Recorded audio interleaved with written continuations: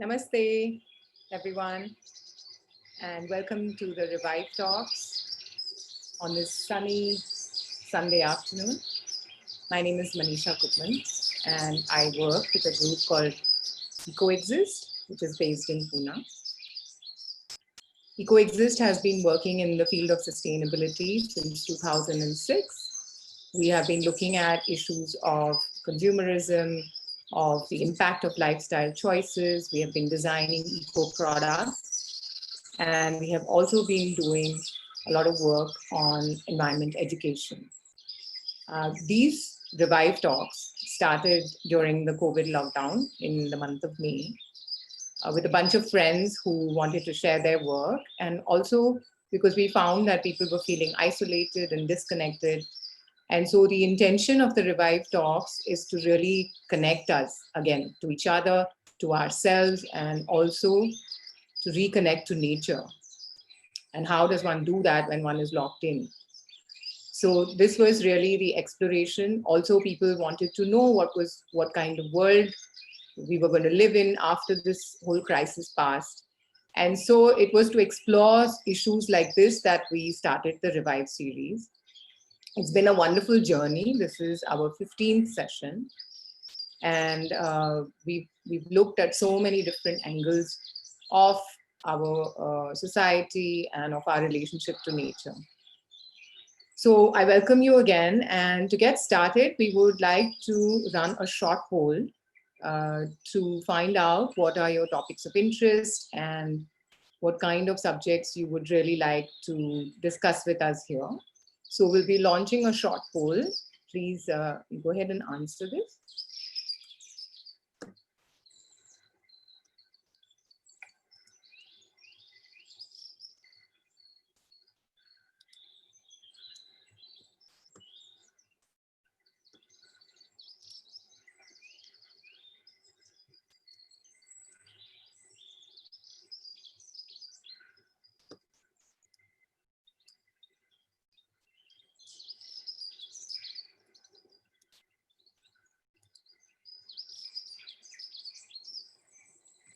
So the topics that we thought of were farming, agriculture and food, water resource conservation, spirituality and ecology, which includes traditional wisdom, environmental law and governance, sustainable urban design and planning, community building, healing with nature, alternative economies in our relationship to money, education, creativity and culture, and animal welfare and wildlife conservation. So please make a choice.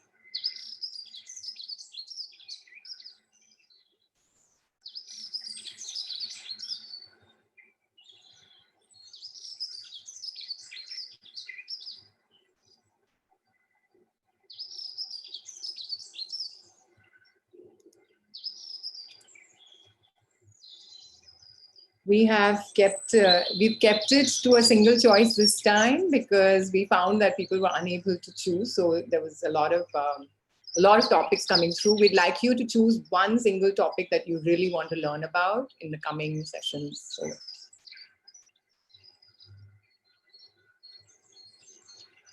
and also just keep in mind that they're all very related. So we will be often overlapping on subjects. So don't worry if you have more than one interest.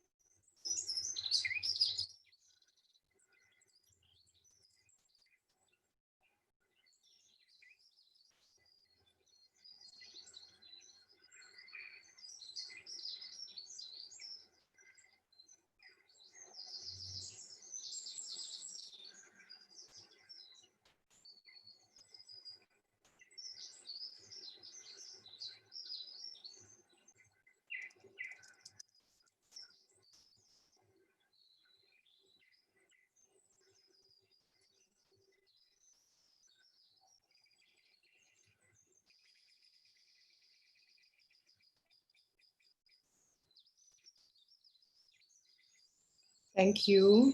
Um, as we can see, there's quite an interest in spirituality and ecology in this audience. So we will look at that also: farming, agriculture, food, and sustainable urban design and planning. Thank you for that.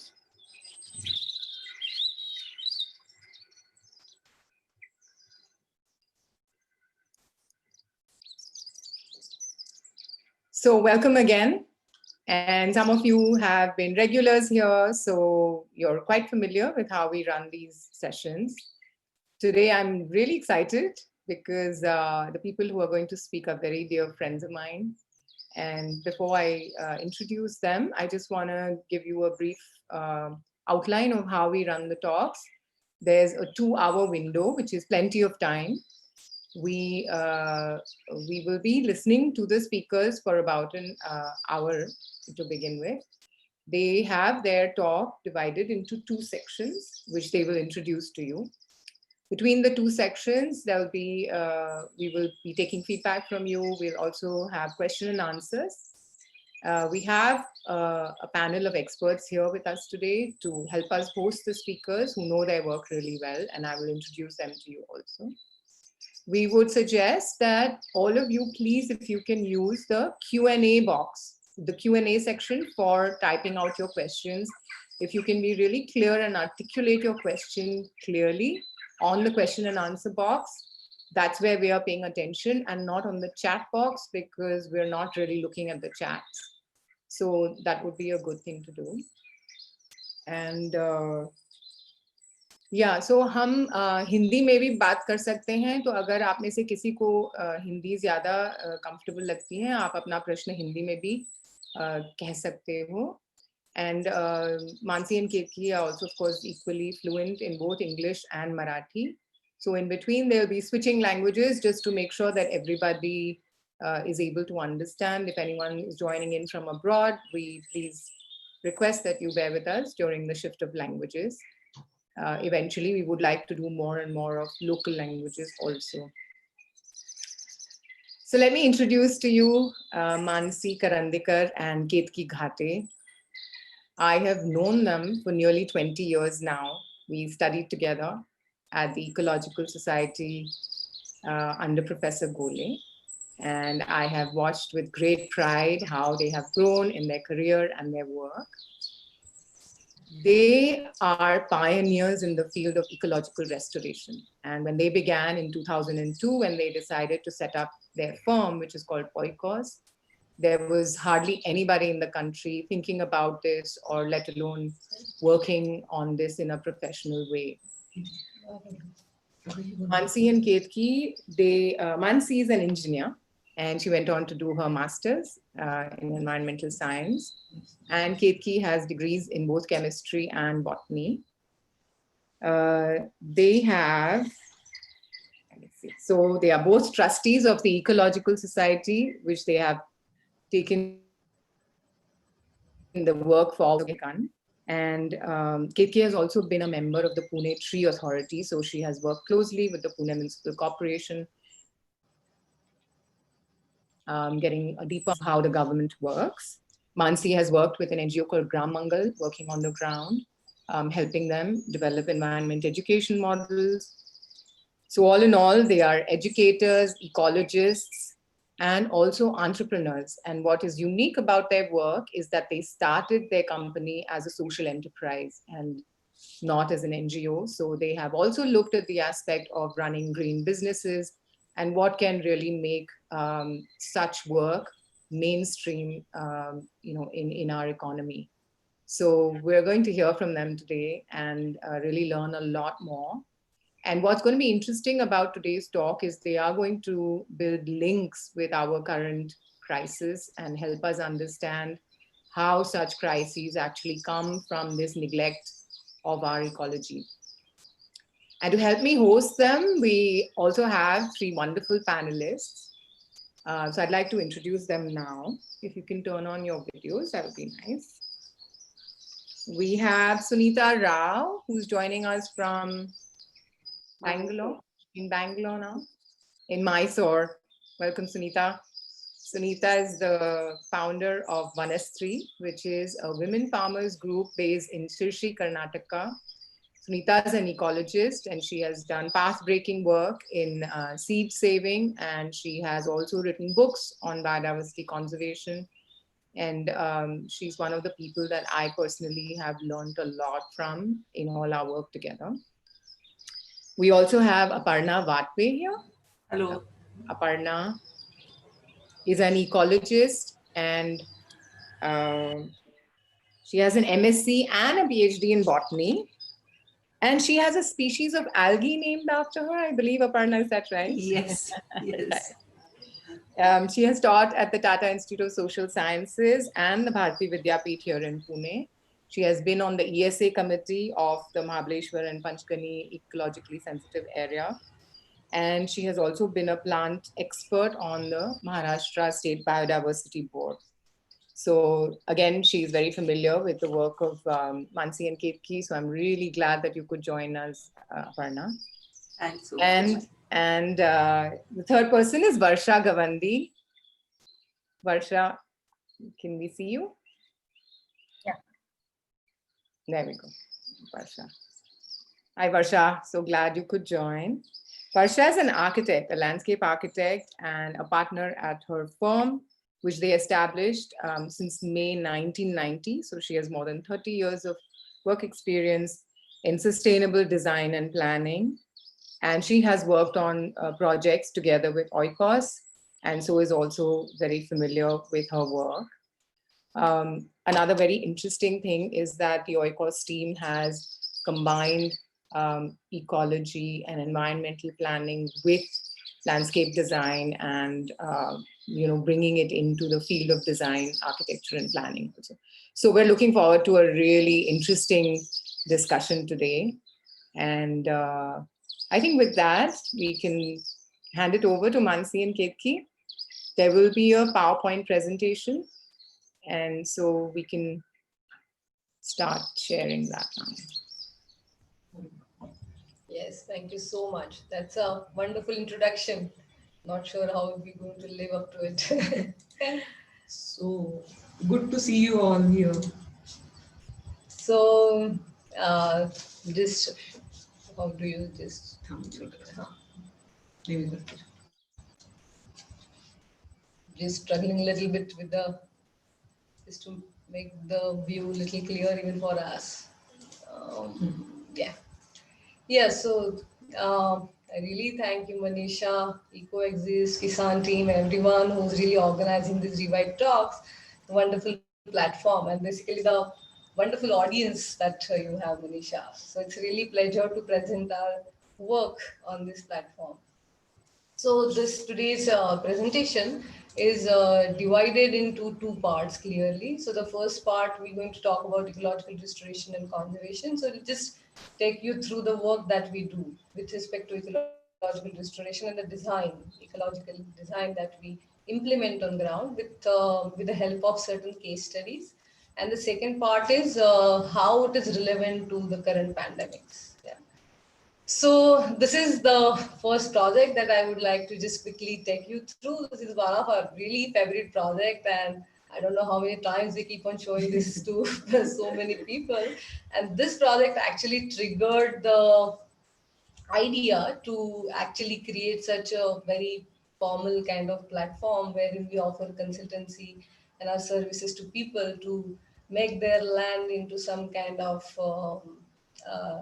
habitat. Yeah, so this was back in 2002. Yeah, so that time we had not formed oikos very much formally, but there was this one of the trustees from Ecological Society, Ajit Shelat. He owned the land near Pune in Soos, village Soos, and this is how the plot was. Yeah, completely barren. And because he was knowing that we are really aspiring to have some such kind of consultants, he just opened this plot for us and just told us that you girls come and do whatever you wish to do. So we simply, because we didn't have any kind of experience, we simply divided this plot into two parts. Yeah, so there was not a much great design. So we just thought to have all earlier species from the dry deciduous forest which was there, or even right now you can see on the hills nearby, So we gathered those species, and in one half we decided to have a tree grove, yeah, and on other half we decided to have some kind of habitats, So there was this small bund that was erected, and then we introduced certain aquatic plants over there. And also we planted certain larval host plants and food plants for butterflies, just by using various field guides by various experts. We did that. And because it was just, so it was not a kind of formal project for us, so we just did this. And I think we were very casual that time. We went there almost after maybe 4, 5, 6 months.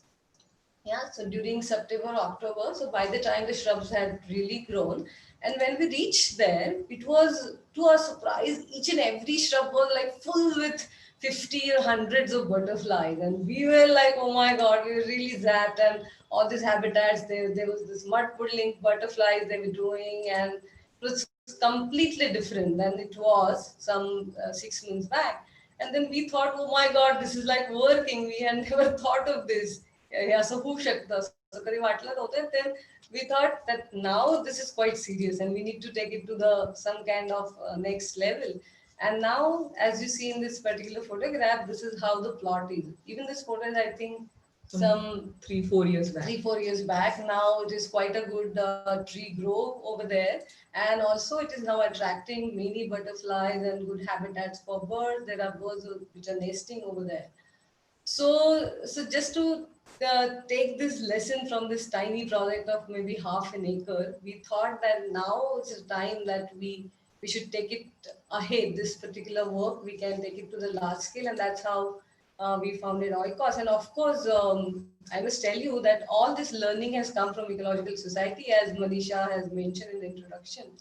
So the perspective to look at nature itself we got from Ecological Society, wherein now we also helping to conduct the same course. So what we do at Oikos is ecological restoration and biodiversity conservation. So back in 2002, this ecological restoration word was so new that we had our brochures printed saying that we do ecological restoration, but to our wonders, no one came to us. So obviously, restoration was so new that time. So we had to, change words little bit. Then we said we do natural resource management. Then we do ecological landscaping. Then we said we also do master planning. Some when such words came, then slowly we started. Maybe I think clients started coming to us. So that's what we've been doing now for past almost 20 years, and we mainly work with private landowners. Yeah. So this is just to tell you just a few numbers, our footprint so far. So we worked on more than, I think, 150 projects so In far totality, in yeah. totality. And then we also do ecological survey and planning. Then we ecological assessment is definitely, we have done quite an extensive work in this sector. Then we have definitely enabled plantation of native plants and execution of though very few projects. Yeah. So I'll just quickly take you through this services that we offer. So we do ecological assessment. That's the first thing that we do. So be it an acre or be thousands of acres. So we map ecological setup on any land. So the way architects do maybe contour survey and also different kind of survey, we just have another layer onto that, saying that this is how the ecological setup of that particular land is. So there could be some kind of rare trees, there could be some patch of rare herbs, or say some particular important habitats, or what kind of birds are there on that particular site.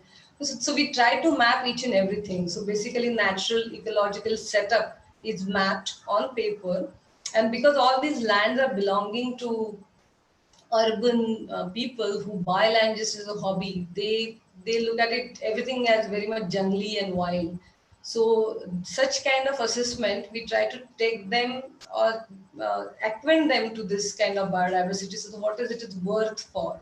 So once you know what kind of, in short, raw material you have on the land, so based on this, we do master planning. So this is one of the planning which was done for 150 acres land near B1D. So this is just an example. So this is how we do zoning.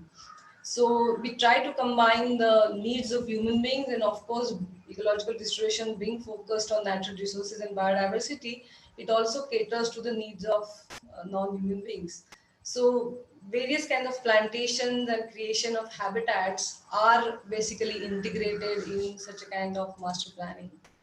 Then this is of course very much a major part of our work, that we design restoration techniques. So we are anyways going to talk about this in detail through one of the very fond case study.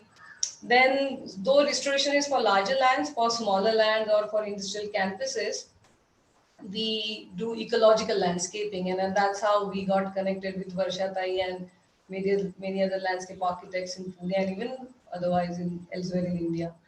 So anyway, we'll also talk about this landscaping the projects in detail. Then plantation planning. This is one of our favorite subject, that by using all native plants, definitely you can create habitats. And again, we target diversity. We try to avoid monoculture. We try to avoid all non-natives and create some such kind of conceptual plan. And detailed plantation planning also comes in, wherein we also prepare AutoCAD drawings. So this is what we do in generally, these are our main four services that we do. And along with that, we also have certain allied activities, you can say. Yeah, so one of the major activity that we have is of course natives, because both of us are like, we believed in that, because that has a very scientific base here, because the ecology cannot be developed without our plants, and the plants has to be native.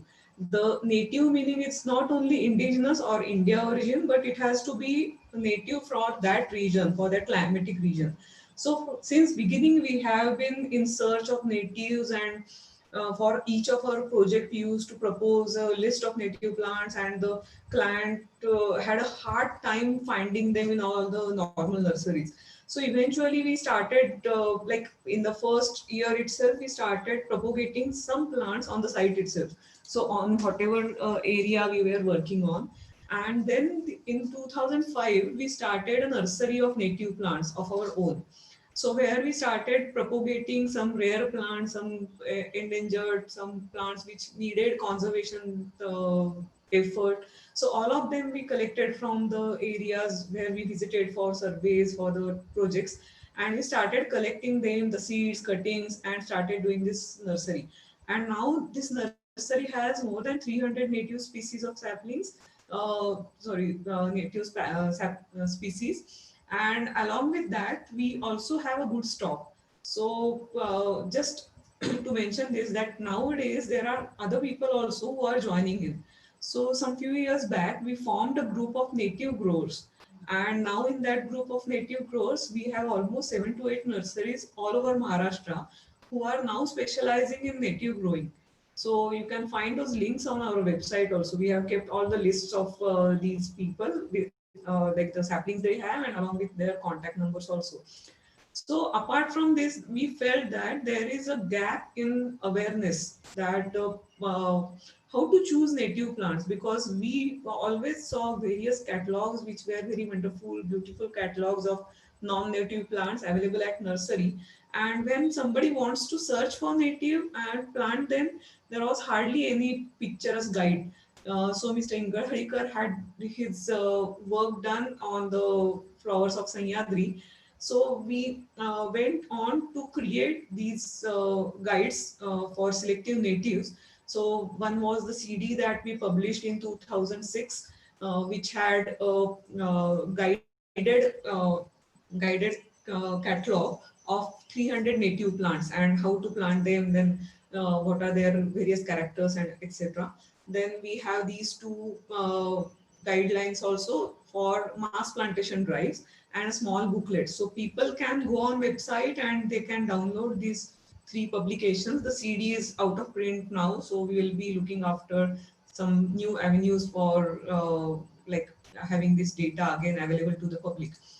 And next thing we have been doing since 2006 is these wallpaper, that is the desktop calendars we have been giving out to all our contacts.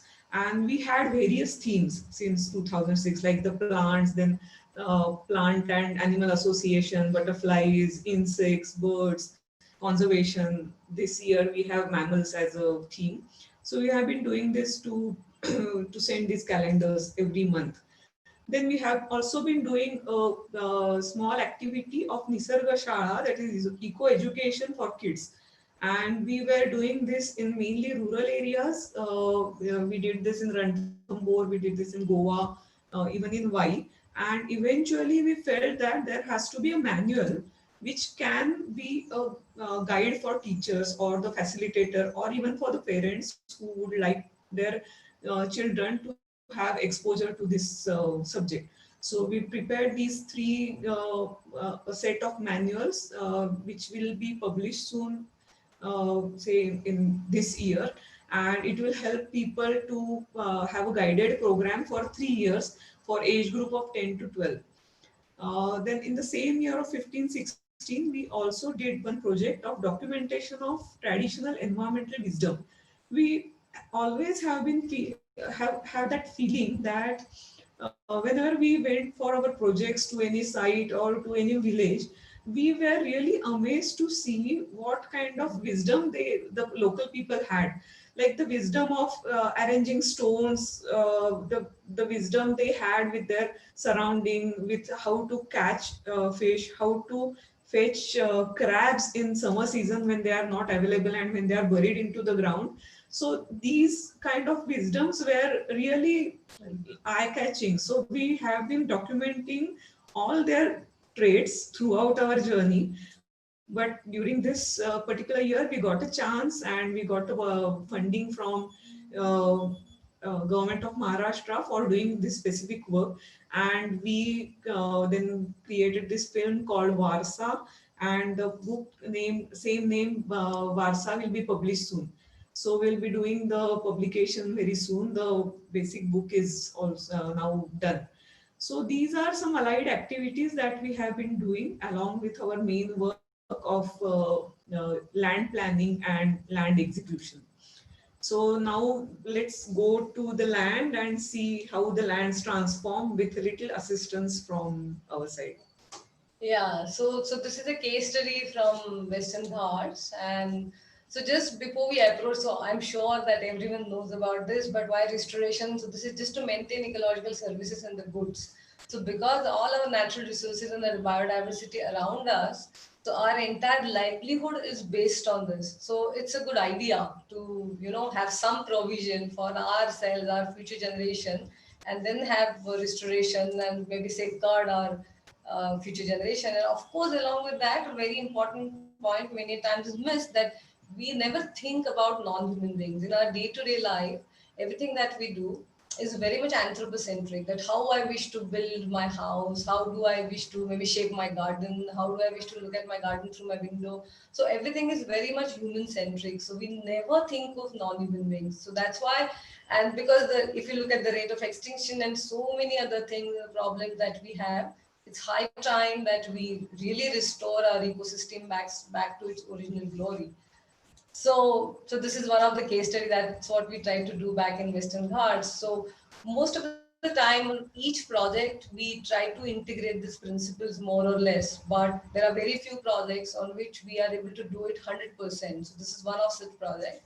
And this land is there in village 1 Kusavde, which is there in Satara district in Maharashtra. And the land is owned by actor Atul Kulkarni and Gitanjali Kulkarni, along with other actors Dhiresh Joshi and also their cousins. So if you look at the regional setting of that project areas, obviously Western Ghats being one of the biodiversity hotspots, the entire biodiversity, the range of biodiversity over there is so fragile, so special. It's also in buffer zone of Koina Wildlife Sanctuary, is almost 1,000 meters above sea level.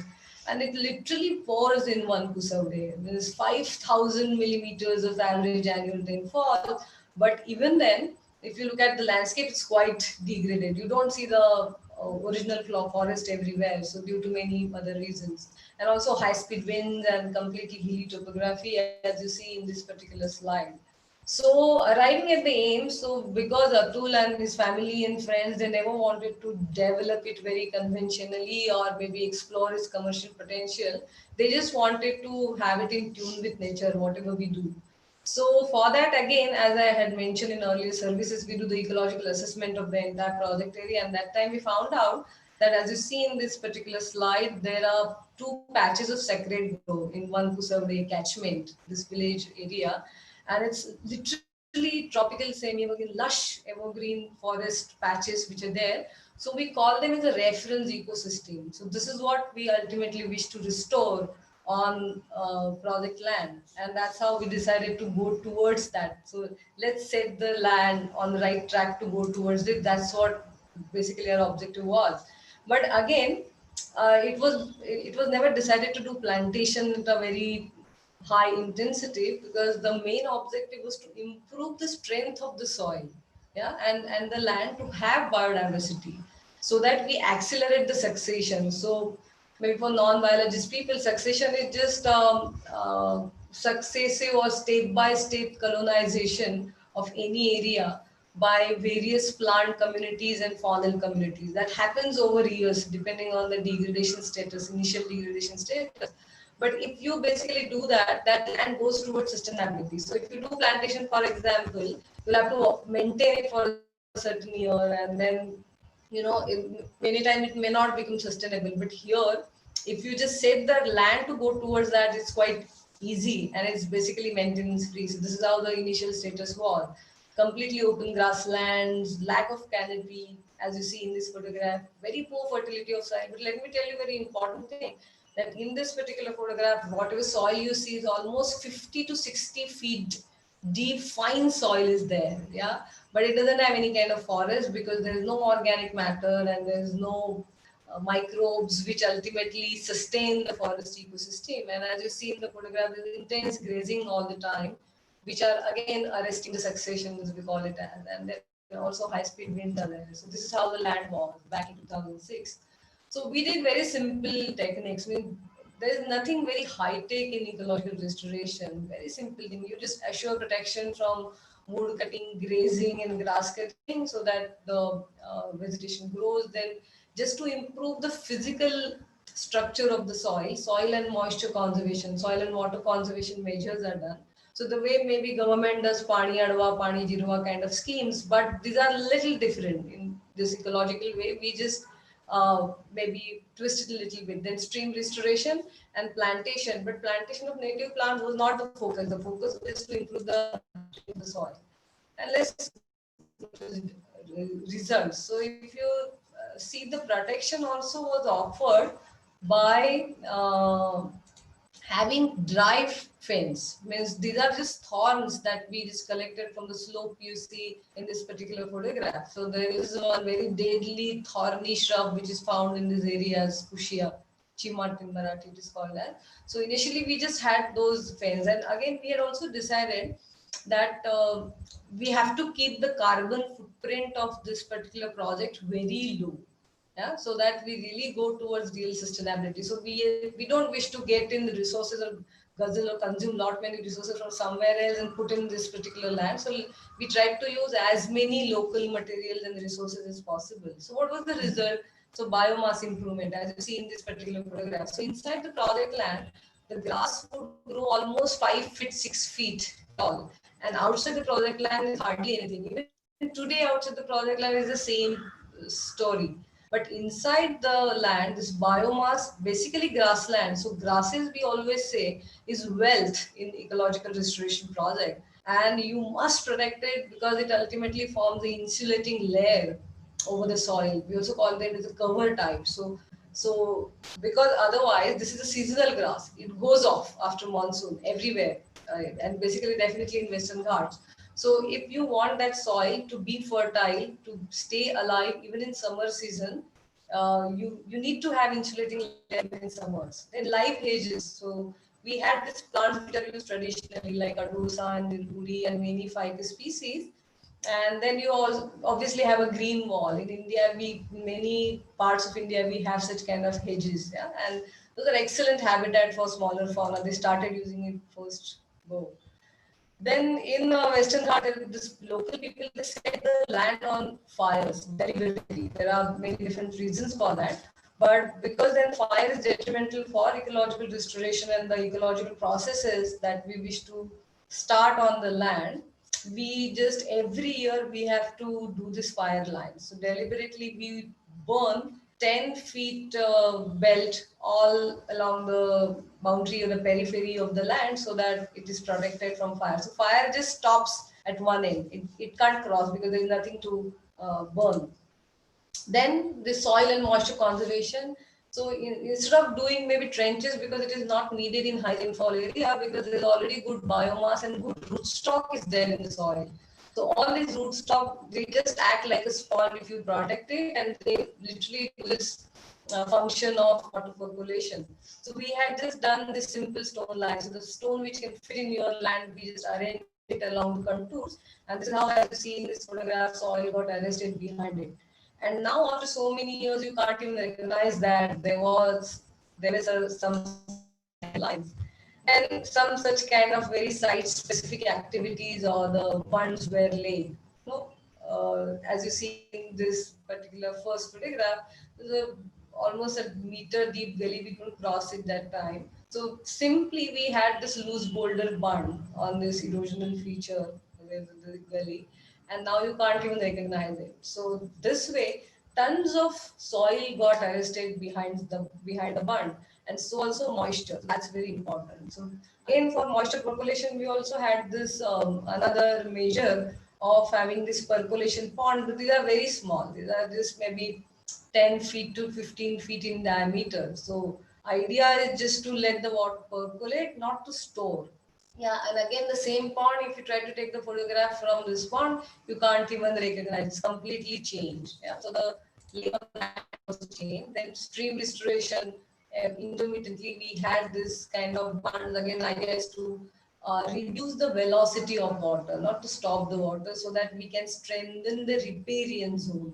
Riparian zone is the belt on both the sides of the streams. So very special species grow there. So if at all this moisture gets percolated in that particular zone, it gets arrested for quite a while. Yeah? So the such kind of stream restoration is also done.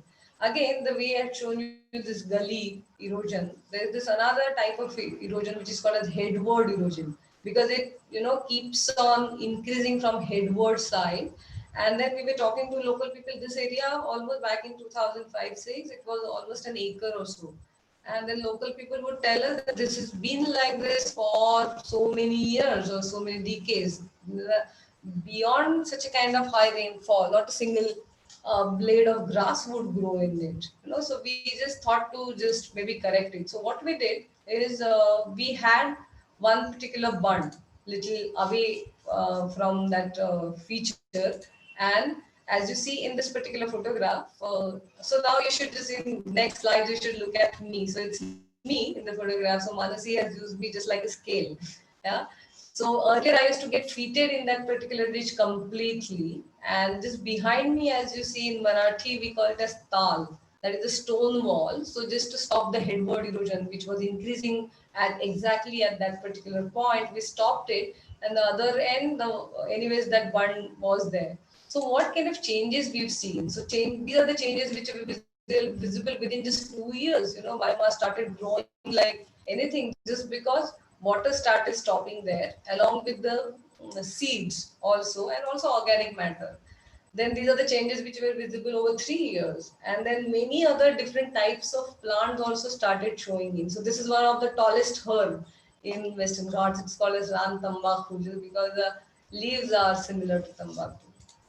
And then this is how it was over the 5 years. And as you see, this photograph deliberately taken or kept from the summer season, there's some kind of biomass on that particular ground which is insulating the soil. So earlier this used to get heated like anything. So this is how the changes are, as you see in these three photographs. So my height is not increased, but the silt and the biomass and everything is increased so well. So in restoration, this is another thing that you have to just design your restoration techniques at a very appropriate location. And if you do that, the results are next to you. The native plantations, but as I just mentioned, that focus was not to do plantation, but whatever we did, we obviously were sticking to the original composition of forest from the surrounding. So generally on the entire northern western Ghats, we have this maybe dominant community as Mangifera, Syzygium, Actinodaphnea, and Terminalia. sorry, I've kept the scientific names, but these are scientific names for mango, jamun, pisa, and there are species like ayu, so which are very common in Konkan area, just to tell you, just to orient you.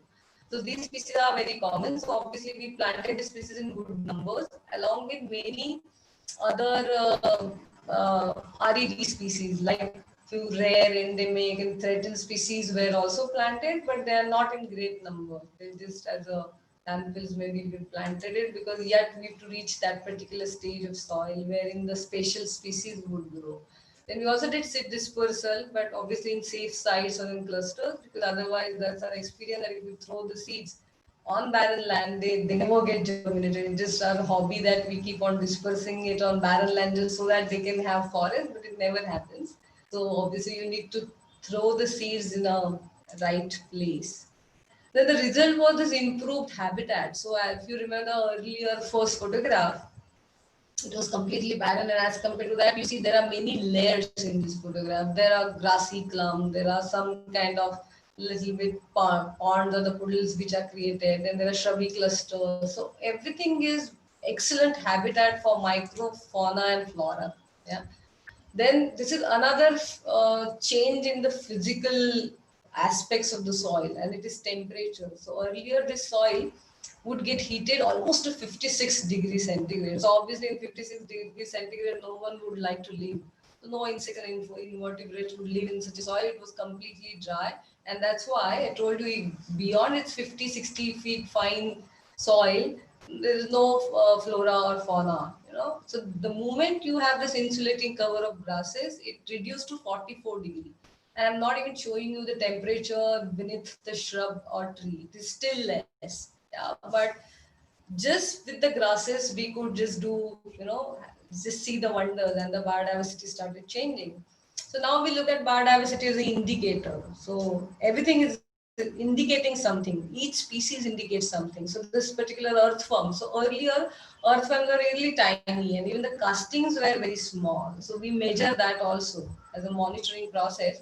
So now the earthworms are very big in size, and also the casting from each, say for example, per square meter. Yeah. And the earlier it was few grams, and now it's in few Yeah, kilograms. so it changed from 2 kgs per square meter to 18 kgs per square meter. So that's the change, and which the castings are actually very vital micronutrients that are required by the plant materials. So increase in castings, that also means that the soil is getting conditioned well.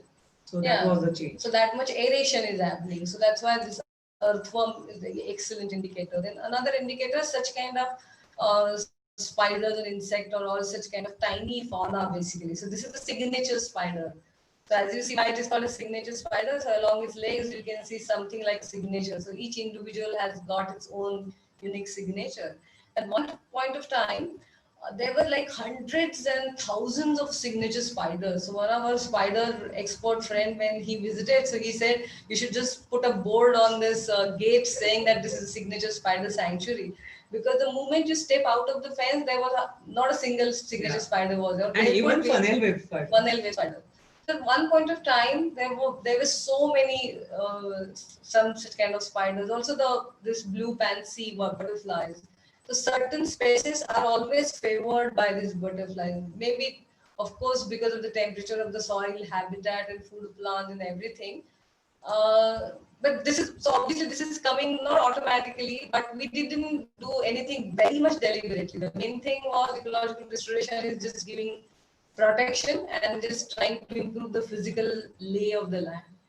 Then another indicator of increased insect population is this garden lizard. You know, so they are in good numbers. So what they indicate that there are so many species of insects. So while you walk in the grasses, there are definitely 50, 60 types of different insects which you can't even identify at one go. So that much population is there. What's the important?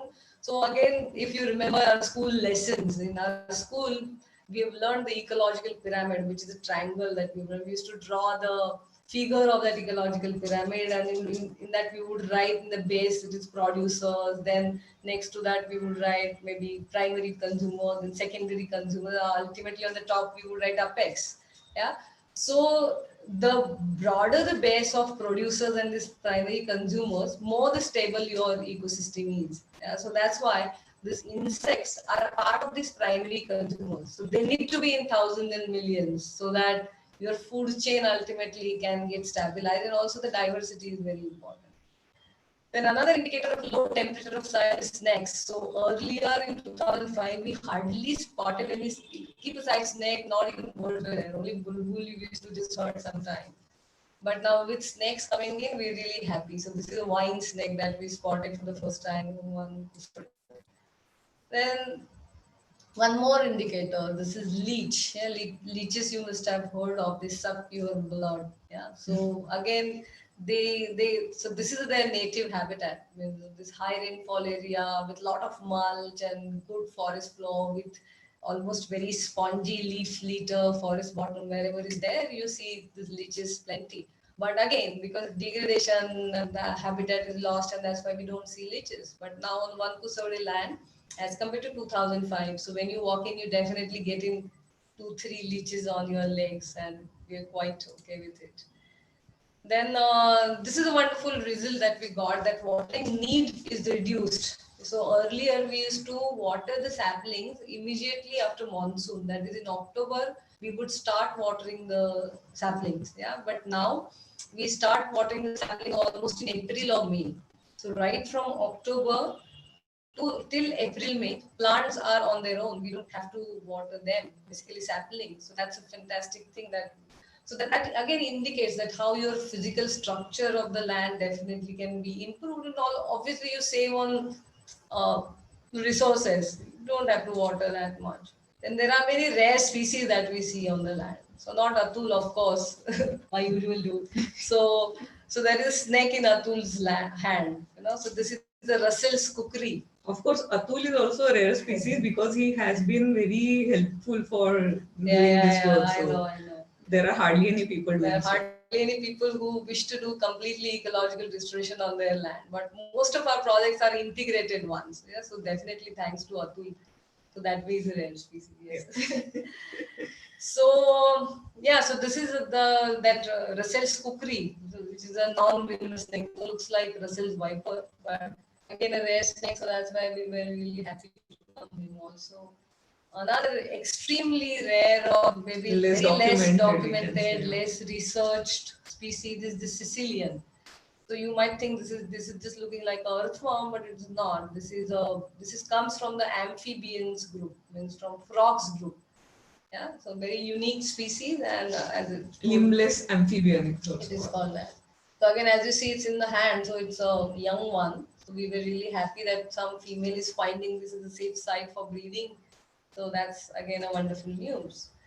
So yeah, so we're just showing this as a glimpse that so there are so many different species that started showing in over this last whatever 13, 14 years, and that also changed the complete habitat. So all these next photographs are just going to show you so that you understand how the complete land changed. So this was how it was in first year, just like a lawn, as you see elsewhere in northern Western Ghats. All these are seasonal grasses. They would continuously get grazed, so that's why they don't grow in height. But the moment you have protection, they grow in height, and as well as it's a safe site for different ferns and shrubs and herbs also.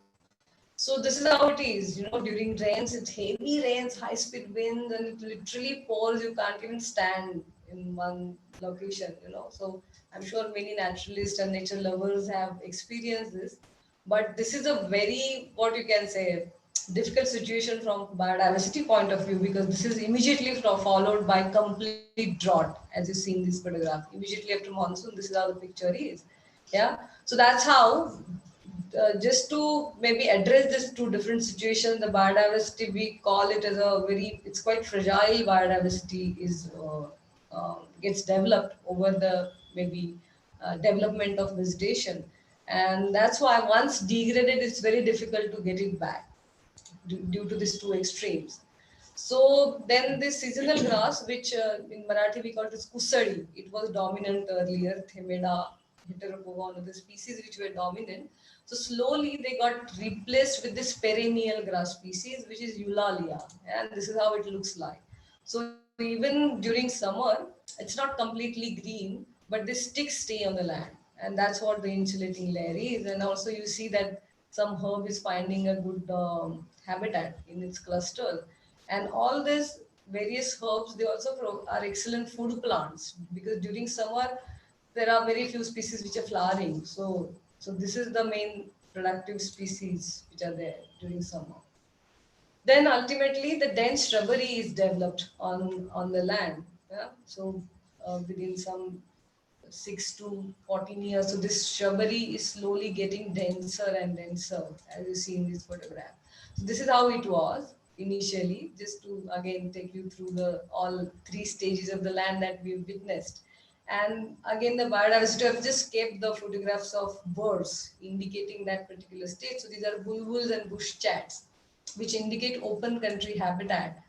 So slowly when the perennial grasses started showing up, that time along with these birds, we also started seeing pipits and shrikes. Yeah, so we can also see nesting of these birds. So that's again very important, that it's not only these birds are visiting this area, but they are finding it a safe site to nest. And ultimately then the dense shrubbery is there. And we also see now fowls, means grey jungle fowl and spur fowl, all these kind of birds have now started visiting this particular area. So this is a good chain. And this is what in ecology we call succession. So slowly land is changing, and without much plantations, means plantations really meager. The main thing is just improving the strength of the soil and just observe the changes, whatever are happening. So there are many social benefits also, like employment to this local person, as you see in the background. This is Kisan. Thanks to him, he really worked very hard over there. Just keep the cattle out, then also keeps on talking to local people what we're doing there, so that they also understand that cattle should not enter there. Then we also take the help of local people intermittently, just to maybe maintain the fence or do plantation. Then, though this particular project is basically for pure ecosystems, means this is a purist ecological approach we say for ecological restoration. We are not integrating to something else. Like we sometimes you can also integrate ecological restoration to suffice the needs of, say, for example, local people, or have them certain alternative livelihood. So that kind of projects are also we are designing and developing. But in this case, it was not, the idea was not to have that kind of alternative. But besides, definitely the fodder which this Kisan takes is enough for his, I think, 2 buffaloes he has. So he get good quality or palatable species, superior species for his cattle. So this is where we are right now. Yeah, so from seasonal grass to perennial grass to ultimately then shrubbery, and not sure how many years it would take to reach fair canopy of trees. Yeah, so if at all we're not going to do plantation, maybe if we do plantation, dense plantation can be achieved very quickly, as we're going to look in the next projects, other projects that we've been doing. But over here, we're not sure, but this is where we are. Yeah, so what is the takeaway from this case study? So obviously assisted natural regeneration, that's what people call it in nowadays, ANR, have improved regenerating capacity for sure. It has decreased the temperature of the soils, increased the diversity, and land is now set on the right track to go towards forest development for sure. So the next task is just to assure this present land use and the protection. So if you look at this potential, it can be replicated at a landscape scale. So what is the wonderful thing about ecological restoration? Because it is not very expensive, though of course there are certain expenses. It's not very expensive as compared to plantations that are done in a forestation program. But here, even if you don't do plantation, the kind of results that you get in terms of various species getting conserved on your land, right from insects to microbes to birds to all megafauna, so that kind of results are really mind-boggling. And then if you look at the potential, India has got almost 30% of the wastelands. So on all these wastelands, definitely, if you just protect it, even if you don't do any kind of physical structures over there, definitely within certain time scale, you can see good restored ecosystem. And then low external inputs are there, minimal ecological or carbon footprint is there, so that we go towards sustainability. As I told you, the only carbon footprint of this project project might be just because we go there from Pune in a vehicle and we burn fossil fuel to reach there. Otherwise, everything is local. And some saplings that we take. Yeah, saplings also we take. So it's very minimal as compared to other afforestation programs that we see just to create forests. Yeah. Then of course it's an excellent employment generation opportunity if we wish to take it to maybe one Kusavade has got almost 2,000 hectares of uh, catchment area. So and much of the land is fallow, which is not getting cultivated. So if at all we try to develop it into some such kind of forest, definitely government definitely can provide some kind of employment generation opportunity. Yeah. So what we feel is that this kind of effort, though it is not on a very high scale, like the one Kusavde land is just on 24 acres of project land. So it is not on a high scale, but it is right now it is providing as a model of ecological restoration in these Western Ghat regions or the Sahyadri regions. Okay, what should be the ideal way of eco development for lands which are now being converted into some large scale development of say townships and farmhouse schemes and all those things, because if you go like all those people who keep on going to Sahyadri for trekking or for just leisure activities must have noticed that there are many areas which are now under development, which are now coming as farmhouse schemes and all those things. So when we started witnessing all these things while moving in these hilly terrains, then we thought that there has to be some alternative to this idea of farmhouse, because we at that time we were constantly researching on what is the like ill effects of farmhouse on nature, what are different activities that are being taken up in the farmhouse, then how the farmhouses are constructed. Like if you see any farmhouse in this hilly area, it is very identical to any house in Pune.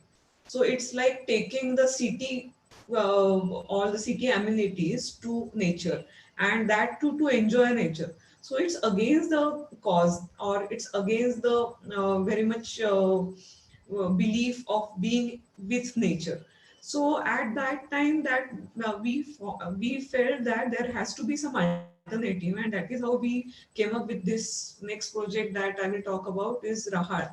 And it is the project of creating a private sanctuary.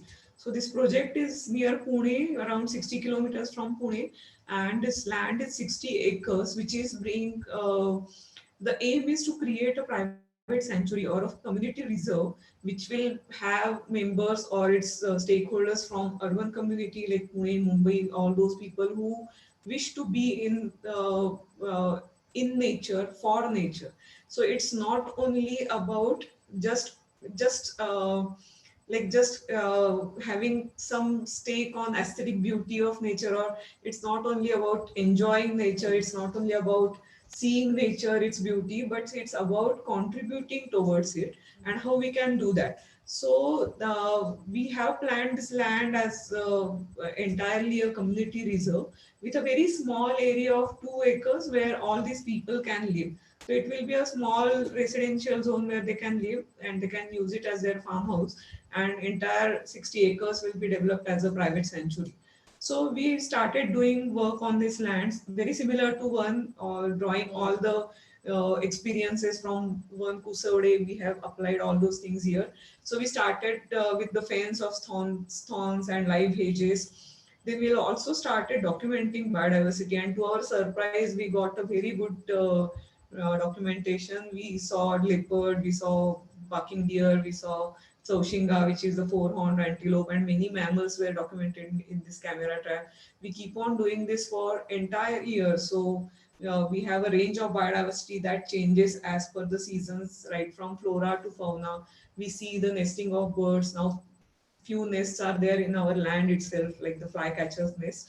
So it's a very wonderful thing to experience also, and to document, because this is what happening when you start giving protection to any land. And if you see in this slide, you can see the land outside fence, which is green. This is a very, you will say how that happens in monsoons.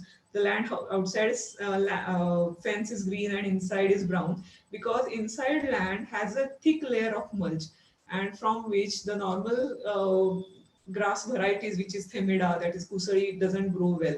So this is how it starts changing its species to next level. So within 1 year, you can see such kind of results. So from this, we would really like to have a community participation in these two projects, because now we are moving towards a little different direction of maintaining the land at one, and we really need funds for that.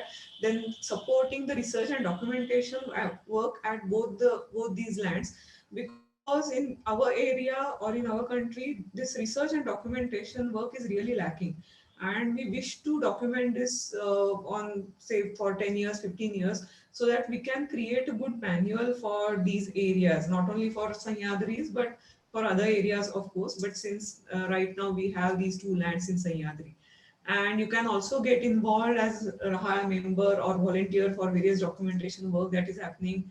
Students can apply for internships. Like last year we had 2 3 students who worked on soil, who worked on the orchids in that area, one worked on ants. So you can reach out to us on this email which is given. So this is a new venture that we have recently founded, which is Adivas Foundation, which is a trust which will now focus on institutionalizing all this effort, so that this effort will stay for a long time. Because if this effort doesn't stay after we stop working, after our working period, then there is no point in doing this for say 10 15 years. So we wish to do this in a long run. So for that we are now taking this step ahead. uh, Now we saw this purist approach of restoring land just for the forest. But there are many projects of ours where we need to integrate this, where people have their farmhouses in this hilly area, as I mentioned earlier, and they wish to build a good house there. But what they can do for other area, like we have 1 acre, then you can build say around 1,000 square feet of house. So what to do on other area? So this is what we have been doing. We have been planning the land for the residents on the land, and of course for the non-human beings that will be there on the land. So this is one more project that we will share, which is in Pauna. So this land is 7 acres, and we planned this land for humans and for non-humans. So But half of the ultimately, to area, have forest means everywhere. The yeah. ultimate ecosystem in again being in northern Western Ghats is forest. Hmm. So the main land use is going to be forest, but let's Forest, have a look or at we it can that say how that we designed it. yeah, so forest, or we can say that it will be a tree-based landscape for various uses. So we have like the house is, you can see here. So we have a small space for kitchen garden. Then house entrance area and surrounding area is for manicured garden. Then comes the forest, which is being restored and planted, of course, because on this land we have more focus on plantation than only on the purist approach of restoration. Then we have this road to reach up to the land, but this road being any cement or uh, tar road, it radiates a lot, so it creates a heat island effect. So we need to have avenue trees along this road. Then some area we have planned as a productive forest. So we have planted species like funnels, taroli, then berli mud, so that after say 10 15 years we get some products out of it, which can be a revenue generating activity, though a very little percentage, but some activity. Then there is a kitchen garden which is planned for the caretaker's house. Then there are just a minute, yeah. So then there are boundary plantations of bamboo, which will also add to revenue after 5 6 years. Then a mango plantation just for the household, like the people who stay here, and a fruit grove. So in fruit grove, we have combined native fruits and non-native fruits, like the usual fruits that we have, chiku, then peru, all those things. So the plantations we have done are around 1500 native forest trees on 4.5 acres of land. So that is more than half of the area is under native forest cover, and the fruit grove is over 1 acre, and the other area is for the land like the house Other and uses. manicured and all those things. So this is one example of how a land can be used, but half of the area is under native forest. So please remember that it is not getting converted to some land use which is not a natural land use. So it is not something which is like a city land use which is getting converted into. So next is a one acre land at Bhugao that we planned for, and if you see the plan, then the lower portion, which is a sloping portion, is covered with entirely with trees. So this is an acre of land, and the aim here was to create various habitats on the land. So the lower portion, which is half an acre, has a habitat of forest where almost 350 plants were planted of 56 species. Then comes the shrubby area, which is like an interface between the forest and the house. So which is around zero point 0.1 acre, and the species planted here numbers to 31, and the total number of shrubs are 250 shrubs. And next comes the manicured area, which is around the house. So where the number of species planted again are very high, 53. So if you note here the difference of normal plantations and the plantations here, we have used a lot of diversity in plants. So that is very important to create that broad base of plants of the flora so that variety of associated faunal species can come here. And when we started documenting all these things here for 1 year, we documented what kind of birds, insects they come here. So the number was really high. So these are the before after images of the same project. So now you can see after 4 5 years, you can see fair canopy which is growing in the lower part. And these are some of the habitats like the shrubbery, how it looks. Earlier it was a very barren slope. And this is a normal picture on our hills. If you go out of Pune, then all the hills are barren.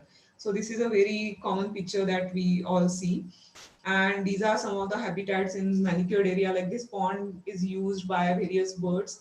It has lilies also, and this is how the manicured area looks. So it is not having a larger percentage of lawns, but it has a combination of lawn, then some species for butterflies, birds, some area under the normal rammed earth, which is not having lawn, but which can be explored by the visitors and the people who stay here. And this is the diversity that started coming in when this entire thing was being restored into a habitat, a different habitat. Then we did the work on BIOF, which is a Pune-based institution. It has its presence in 7 states, and it works in mainly village development and watershed development. So they had their center in Jawhar, which was spread over 2 acres. So if you can see, yeah. Sorry, just sorry to interrupt, but we are running short on time on this section because we have Yeah, a whole. so just last slide this Okay. one. Yeah. So you can see that there are many structures you can see, but there is a strip of plantation which is being done. So this was again developed as we can say a model so that people or farmers who come here they can get introduced to variety of trees in that region. And this is one of the land which is again 2 acres, which you can see the difference that is being converted into a forest like habitat which is in Wada area. So these are a variety of things that you can how you can address to the degradation that is happening surrounding our urban areas. So this is how we can do variety of things on variety of lands ranging from half acre to say 60 acres, 100 acres. So the principle here is to restore whatever was existing earlier or whatever is good for that land, to restore the resources, that is the soil, the moisture or the water and the vegetation on the land. So this is how the area can be planned for a better land use than which is being planned in the current development. So here we end this section of restoration and conservation. If you want to add Yeah, so anything. just to add, just a last point that all these last projects were all these are all irrigated. Means because it's irrigated, that's why we can see forest within just 5 6 years. Well grown. But earlier ecological restoration project, wherein that's slow just because it is not irrigated. But the biodiversity definitely it's plenty. Yeah. Both the areas. Yeah, so we would like to just maybe stop here and end the first section. And Manisha, over to you. So can you stop sharing your? Yeah, we'll stop. Yeah. Super. So that was amazing. Thank you, both of you. Thank you. Uh, Can you see me yet? Yeah, there we go. Yeah, great. I mean, we could actually be sitting here and talking to you for a long time. But what I'd like to do now is to just open it up to the panel and have a bit of discussion. There have been plenty questions, and thank you to Gurudas and Kirti who have been answering on your behalf. I hope that they Yeah, so we yes, should also and introduce Gurudas and Kirti. They're yes, from our team. yes. Gurudas Nulkar and Kirti Wani, both of them. Yeah, so Gurudas is a dear colleague back in Ecological Society. He's a professor of economics. And if you come to Ecological Society classes, you would know what kind of magic he has. And Kirti is a dear friend who's been part of Oikos for so many years, and she works with us. And both of them are answering, I think, your questions. Yeah. So they have both worked very closely with Mansi and Ketki. So they kindly agreed to answer questions on their behalf. You can all always reach out to Mansi and Ketki on their email address, which will be shared. So right now, I'd just like to open it up to Sunita and Varsha and Aparna to present some questions and to discuss this. We will do this for a little bit. After that, we would like again to hear about Adivas Foundation. And so we'll hear about that for a bit. And the questions that are coming in from the rest of you, we are keeping close track of it, and we will open up the entire Q&A to the audience at the very end of the discussion. So please stay with us. We are going to go over time a little bit, but it's completely worth it. So we hope that you can stay till the very end. So Aparna, Sunita, and Varsha, if you'd like to unmute yourselves and just share what came up. You were watching the questions also that the audience had, and so maybe you would like to present some of those thoughts here now. Yeah, thank you so much, Manisha. And Ketki Manasi, as usual, it's been amazing to see this. I so miss going out with you and seeing this in actual world. Uh, I think what you have done is also to change the whole idea around in last 20 years and how people look at their own land changes that I've seen. Um, for some reason, people used to think that if you leave nature to itself, it will take care of itself. It doesn't happen. Uh, in India, we have always had what we call as socio-ecological landscape. So humans have been everywhere for several thousand years. And because of that, our landscapes are already modified to some extent by humans. Now, just removing humans doesn't get it back. Even leaving human completely out doesn't get it back. So we need to bring in concepts of how we can now assign certain values. In the past, we wanted food, we created agriculture. We wanted fruits, we created horticulture, orchards, whatever. What we now want is a balance of various values, ecological values, and that's something that for landscapes of the future is what you are actually doing. That's what I feel. I was wondering, I mean, just one brief question is, when you interact with the landowner who comes to you with his or her own idea, what kind of discussion you have to get them to understand all these complexities? It's easy actually, Aparna. I mean, what happens, maybe the half of the questions is solved when they come to some ecological consultancy. They come to us with the same intention. And the moment they simply just have a walk with us on the land, so because as you know, Aparna, that we can show so many things in the land. There is a snail, there is a crab, there's a tree, there is some kind of endemic shrub which is very important, which is some butterflies complete its life cycle. When they actually see all these things, then they get acquainted to it very closely. Otherwise, what happens is everything for them is jungly. They can't relate to it otherwise. So if there is someone who can explain it, wilderness means. So when they say, no, this is thorny and they don't want it. But when we say that, why not? Means because this is a thorny plant, it is a maybe larvalose plant for this bird and butterfly and so some such kind of thing. And we are not anyways ending up into that thorny plant. But this is some kind of, I don't know, some biases are there. And if you really make them think over it, that wilderness is absolutely fine and it is also beautiful. Means many time our ideas for beautification comes from the West, I think. Everything is like organized, and means of course that is also beautiful. I'm not saying that is not beautiful landscape gardens, but for sure this is also one way to look at the beauty and explore it.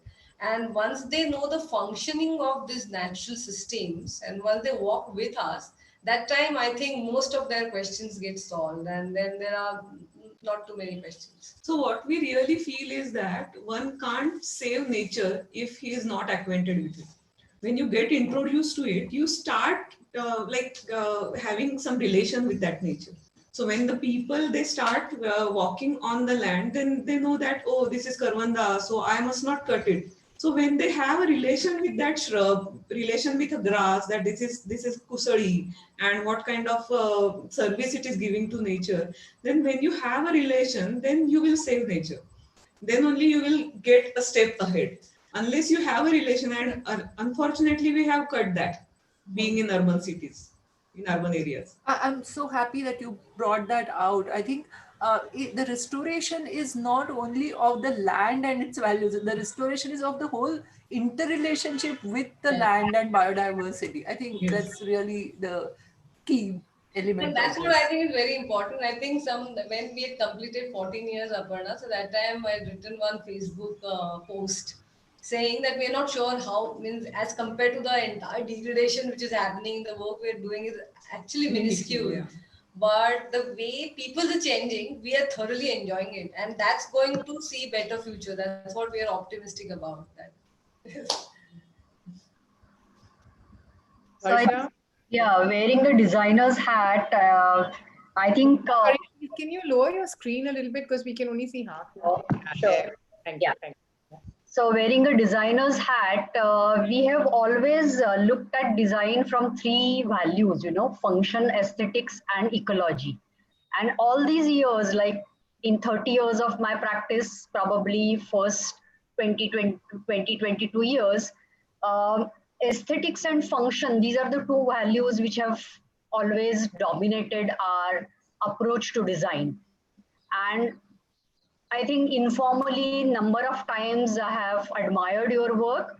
I really think that the kind of awareness you people have brought, not only to the owners or not only to the lay people, but to designers for this ecological value, I think it's wonderful. I think all of us have started, all of us who have worked with you or seen your work or seen similar works, we have our approach to design has changed, I must say.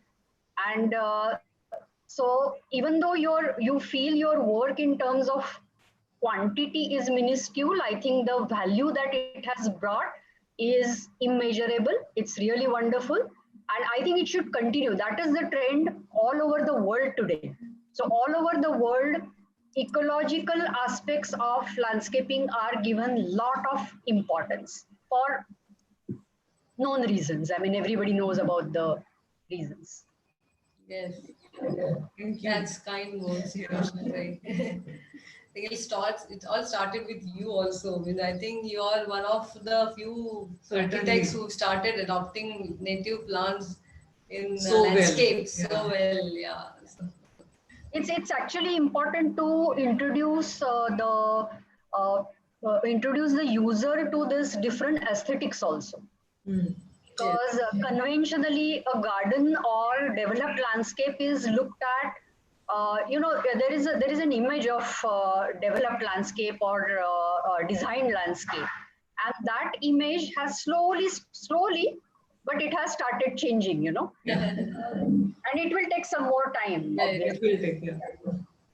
So just to tell audience that there is one wonderful project in Pune named Nanded City. It's a residential big project, and the landscape and plantations are designed by Varsha Gawandi and her firm. Should visit that. You'll see everywhere native trees, which is very unlikely in urban Urban areas. setting, yeah. Sunita, any thoughts from you? Yeah, congratulations to the two of you. It's been a privilege and honor to sit in and listen to your presentation and hear of your work. And I'm just so happy that you've done Dr. Prakash Gole, Swatita, and Ecological Society proud with your dedication and your work trajectory. How happy he would have been, had he been here Yeah, today. we miss him Yeah. a lot. Yeah, can't help but think of him. I've two questions for now. One is I'm really curious to know to ask you if you have any experiences to share, um, being a women and doing the sort of work that you do. What have been the advantages and some of the challenges? And the second thing is, looking at just the presentation, it's a huge multidisciplinary team you have, or what is the size of your team, and what are you, composed of? Who are y'all? I'm curious to know what the profile of your team is. Right. Yeah, for now, these are the two questions I have, and congratulations again. Thanks. Okay, thank you. Very No, reassuring. first question, second can answer for you. So it's not a very big challenge to work as a woman, but many times we feel that it's an advantage. Means um, I don't know. Means so as I was even telling Aparna that if you just walk with people, whoever we're working with, so that time if you're walking with a woman and explaining many things, I don't know. It's always people definitely believe in that. They see the genuineness of They the respect work. They you respect also. you because you are in this field and we are Yeah. out there in the field all the time. So they also are curious about this. If you women or even at Bike in Oikos, I think it's just the first boy we had 2 years back, but otherwise it's all women team. So definitely people respect that and never been a problem at all. Yeah. Never. So while traveling also, we never had a problem and never had a problem while conversing. So like we never, Yeah, it never was found really that. Yeah. we always enjoyed. Yeah. Yeah. And the second question you asked about our team. So for first 10 years, it was just two of us. But after that, we now have 4 to 5 people with us.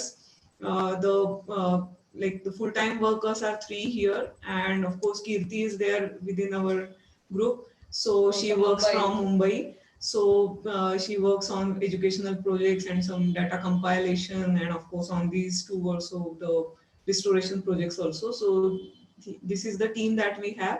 We also get associated with architects who are landscape architects or even the for construction also. So and we have some team which is of wildlife experts, biodiversity experts who get associated with us on project basis, because we generally do that for various projects. We have different associates, so like that we handle our team. So not a very large team as such. Yeah. Remarkable. Yeah, thank you. Thank you. And how do you balance your intense work life with your personal lives? I think our personal life has become work life, so there is What we enjoy. yeah, no, And there you is should no really hard ask our line. family members. Yes, yeah, right. So this question is more for our family than us. No, it's absolutely there's no any stresses. No, it's not a stressful thing. Not at all, not at all. So Can our be family managed. have adjusted us so well that we don't get any problem. So good to hear. And I think, apart from this incredible work you're doing, your story, especially, saying that it's actually an advantage being a woman many a time, is also such a story of hope for our country because, like it or not, we are in a very, very patriarchal society. Yes. So very glad to hear of this story. And this is something I'll also would like to take back to, Vanastri and the women that I work with in and around Shirsi area. Yes. And hope you can We'll visit also some. share with you some other time, maybe offline, Sunita, that we recently started working in rural areas. And we were wondering how they respond to our women team, but even that was so positive. So maybe some other time, Yeah. quite in detail, Yes, we discuss that. for sure. Look forward. Yeah. I think one of the things that definitely women have better is a lot of patience and tolerance to continuously keep harping on the same thing. I will get my what I want in this way or that way. I think power of persuasion is something that women definitely have more. Perfect, Aparna. Right. So thanks, Sunita, for bringing that up, because it's one of the things we like to do on Revive is to also get to know people's personal stories and their journeys, because a lot of our participants are students, they're younger, and they want to know, where can I start? Today, we of course have a lot of professionals with us. Two questions that I've picked up from the audience, which got repeated a few times. One is that most of the case studies that you showed us were not from urban areas where with density. Yeah. So how do you apply? Have you handled projects like that where um, in a densely urban context? That's one question. The second is, what is the level of involvement of the local communities wherever you're working? How do you, how do you include them, not just in terms of employing them, but also using their understanding because they may have lived there for so long? How do you do that? So these were the two questions. And my own third question to you, and we can go through these quickly because we want to go to the next section also. But the third question is about running a business, and how easy or difficult has it been for you to earn money while you're doing this? Because the time that this takes, I mean, Aparna spoke about patience as being a virtue, but unfortunately, development happens at a very fast rate and restoration takes a long time. So, how patient have your clients been? Because they have to invest, they have to wait to see the results. So, how has that happened? So, yeah. So the first question you asked about urban area, how we handle that. So being this ecology and all development regarding nature, urban areas have very low potential, unfortunately, because that's a very dense development that is happening in urban areas.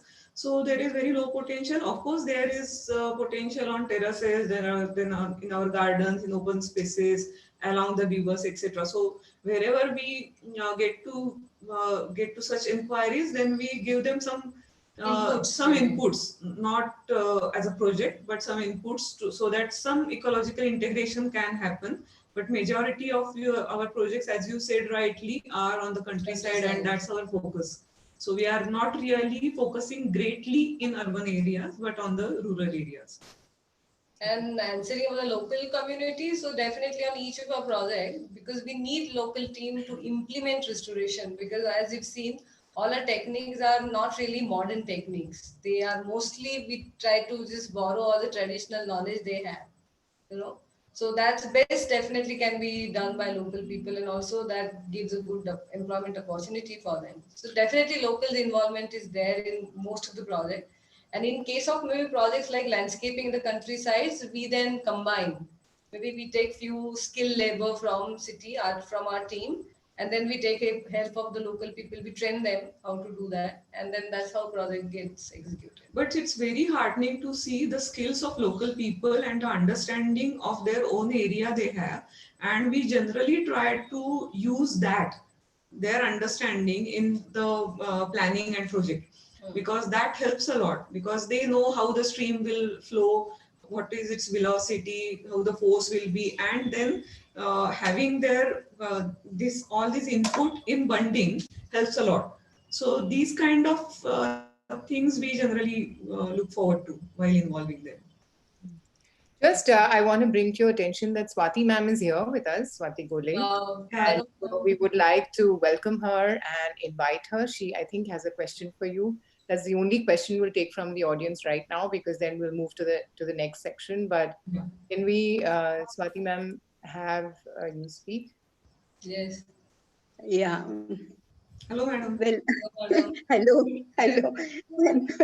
Let me just give Just to tell audience about Gole madam. So she's wife of Prakash Gole, our guru, and we've learned a lot from from her. Basically, all geology, geomorphology, soil sciences. She's very passionate about all these subjects, and we definitely owe a lot to her. Well, I don't have any question to ask, but I just wanted to congratulate you. So, Thank you, madam. Thank you, madam. So, Congratulations to all of us, madam. Yeah. That's what we were saying that we really miss Gore sir sometime when we such present on such platforms. Super. So I think can we move to Yes. speaking a little bit about Adivas and inviting people? Can we do that? Ashwini, please Yeah. can you share. So we recently started or ventured into this idea of NGO. We have our consultancy, which is the name Oikos. But recently we also founded Adivas Foundation. So it mainly aims into having research on this restoration process, on the restoration that is happening, what are the changes, to document that, and also to have a kind of restoration manual that could be in place after some years so that people at large get benefited out of this. Because right now there is hardly anything that is available in India which suits the local conditions, which suits the biodiversity, which addresses variety of soil conditions, strata, and all those things. So we wish to do that. So that is why we started this Adivas Foundation some 2 years back, and we wish that all of you can be a part of this. Thank you. And just to mention you very quickly, now Atul has just handed over his land to us, to the trust, and he wants us to take care of because till date, almost 15 years, he's been funding it. And now he wants that land to be in some public domain so that people can get educated from it. And that's why we definitely need funds to take that project ahead. Great. So I just want to share with the audience that as part of the Revive series, we have started the Revive Support Network. And for each session, we invite the speakers to recommend or tell us about work on the ground that could do with some financial support. And so this is through the Revive Support Network. What we are inviting you to do is to send in small contributions. It couldn't be as little as 100 rupees or more. What we are doing is we are collating all the contributions for the NGO involved. And so it'll go via the EcoExist Foundation. We had shared the screen. Ashwini, please, can you share it again? And we just invite you to keep a screenshot of this so that you have the information. Let me just show it to you once more.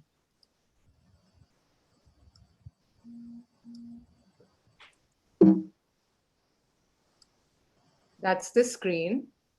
So if you can just maybe take a screenshot of this, the QR code that you see is a GPay, and please mention AV, so Adivas or AW on your transfer.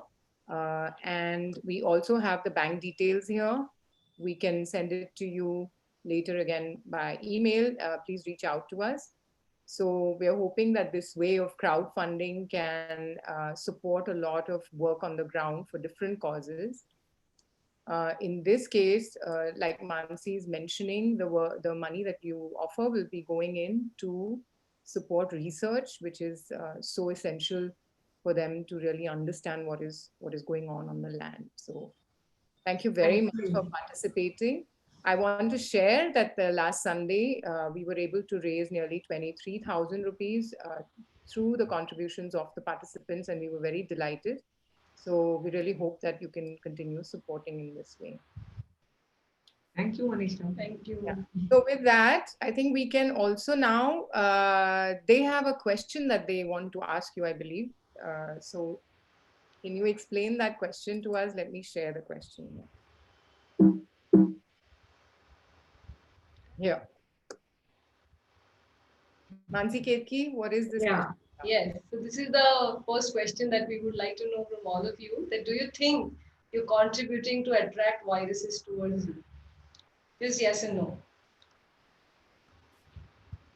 Quickly, fastest It's a finger poll, first. right? Yeah, just hang on just 1 minute. We need Achha, it's starting. Okay. Yeah, just a minute. No? It's fine. So we are really eager to know your answer. So Ashwini is going to run the poll now, and if you can just take a few seconds and answer it, I hope you understand the question. Do you think you are contributing to attract viruses towards you?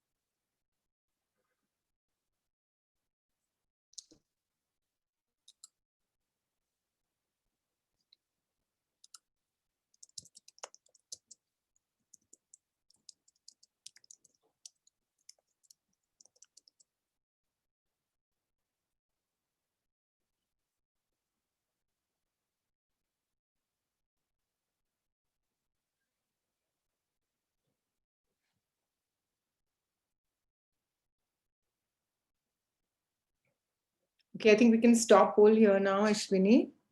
We have 118 answers, and this is the result. 58% are saying yes, and 43 are saying no. So it's Oh. Yeah. So now let's see whether we're really contributing or not. Yeah. so go ahead. You can I'll stop sharing the screen. So Yeah. you can now share screen. Like it is there. Okay.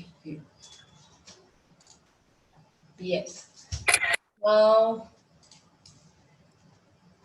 do you see it? Yes, we're seeing it. Yeah. Yeah, so now this is the second part of this talk. So, what is the relevance of this topic, ecological restoration and conservation, to the current pandemics? So, what was Ketki, sorry. Just before you go ahead, I want to say that we're at 5:45. okay? We will be extended the session up to 6:30 so that there's enough time for everyone to talk to you. How long do you think you will need for this section? 20 minutes? 20 15, to 20 to 25 minutes. Yeah. Okay. 20 to 25. Okay, go ahead. We'll Thank you. try to do it little quickly also. Okay. Let's see. Okay, so obviously this COVID-19 undoubtedly is a landmark event, but this is not for the first time in history. I hope many people have read about it, that there are many such kind of similar flus which were there earlier, and I think through this WhatsApp University, many people have learnt about it. But this definitely is a landmark event as compared to the earlier various flus event, but not because of the death rate, obviously, but the fear, the kind, the speed at which this fear is spreading is more than the virus, and it is causing too many changes in the life. So that's why this is a landmark event. It's not because of the death rate, because if you just compare the normal death rate to COVID, it's hardly anything. So average death rate per thousand is 7.7, and COVID death rate is much, much, much below than that. So we must know that so we have to deal with our fears. So we'll anyways talk about it a little later. But maybe because in this era of globalization, we are simply not ready to die. We are obviously, we have too many expectations in this well connected world. But for sure, the implications are there of this particular COVID-19 across various human societies, for sure. And due to this lockdown, definitely we have got good time to introspect on our concepts of development, economy, and living. And in this section, we definitely trying to connect all these three things. Though we're not completely expert in this particular topic, but whatever we have read and whatever significance of ecological conservation restoration is, we'll just try to combine it, and then let's discuss in question and answers also. So it's good to know what is the exact source of COVID. So obviously this is SARS coronavirus 2, which is abbreviated to CoV, that is CO from Corona. Corona stands for, as you see in this figure, it's corona, just like a corona of sun, which is there to this coronavirus 19. And this is a zoonotic virus, means it comes from animals. It jumps from animals to some mediator, and then it comes to humans. That anyways we'll talk in detail in the next slide. So how does it enter a human cell? So through this spike protein that you see in the form of this corona on this virus. So these are all maybe keys which enter our cells, and our cells have got certain locks. So these keys, they open our locks and they enter the human cells. And because the virus, the lifespan of virus, it's such that they evolve very fast, and while they evolve, there are mutations which happen. So mutation, I hope many of you understand. So these are the mistakes while they copy, while they make the offsprings. So these mistakes are like permanent. And when then thousands of copies are made, millions and trillions of copies are made, and during that, various strains of viruses are developed. So some are obviously extremely virulent, and some are less virulent, and that's why out of this, again, few are extreme infectious. So that's why people are falling sick, or maybe even they die. They're dying. So this because of this various strains of viruses which are there in the society. So mutation is something that we must know when we are talking about virus ecology and generally the situation. So through this, again, many times people are saying that if the less virulent strain is going in the society is it is not killing the people, but it is improving. So not maybe so our immunity is able to deal with the virus, and that's how herd immunity is getting built. So there is an excellent article written by Dr. Milind Watway, which is there on his Facebook page. Yeah, so definitely when I was studying all of this, so such articles helped a lot. So vaccine is the same thing. So what they do is they take this less virulent strain of the virus, they maybe paralyze it to a certain extent, and they inject it. And so that once they inject it, our body reacts to it, but we are not falling sick, but the body is ready to react to it. So this is just a brief, so that I'm going to use many of these terms while I talk about why this virus really becomes infectious. So as you see in this particular slide, so this is one of the landscape from Chandrapur areas. This is some mine, a coal mine near Chandrapur, and there is intact landscape also, and the mine area is also there. So these are maybe exactly some such kind of situation happens when these viruses jump. They jump from this original reservoir species, means there are certain species in wild which are called as reservoir species. Means what? They have many viruses which have potential to infect us, but obviously currently they are not infecting us. They can infect us only if the situations change. So how do the situation change? So this is called a spillover. So spillover from this wild animal to some kind of mediator animal and then to human. Rarely spillover is directly from the wild animal to human. So why this spillover exactly happens, and this definitely can be controlled by human beings, it's just because of the disruption of ecosystem. Yeah, so it causes changes in the condition, as you see in this background slide. So there is this new condition which is created in maybe well forested areas, and that's why the species which are thriving over there, for them the complete outer environment changes, and all of a sudden, just because of there is change, there is this new condition, there is this chance for spillover. And then this chance also increases because of the monoculture. Mono is single and culture is again cultivation. So whenever this new host, yeah, so whenever this spillover happens to the new species, if the species is in good number, so this number is very important here, because if the species is in good number, that means there is good chance, means to for the virus to mutate again. So more the mutations, more the chances to evolve the infectious strains. Even if I'm saying that it evolved, but obviously this is just an evolution that is happening. Uh, there is no some such kind of aim of that virus to infect us, but that's what is happening during the course of evolution.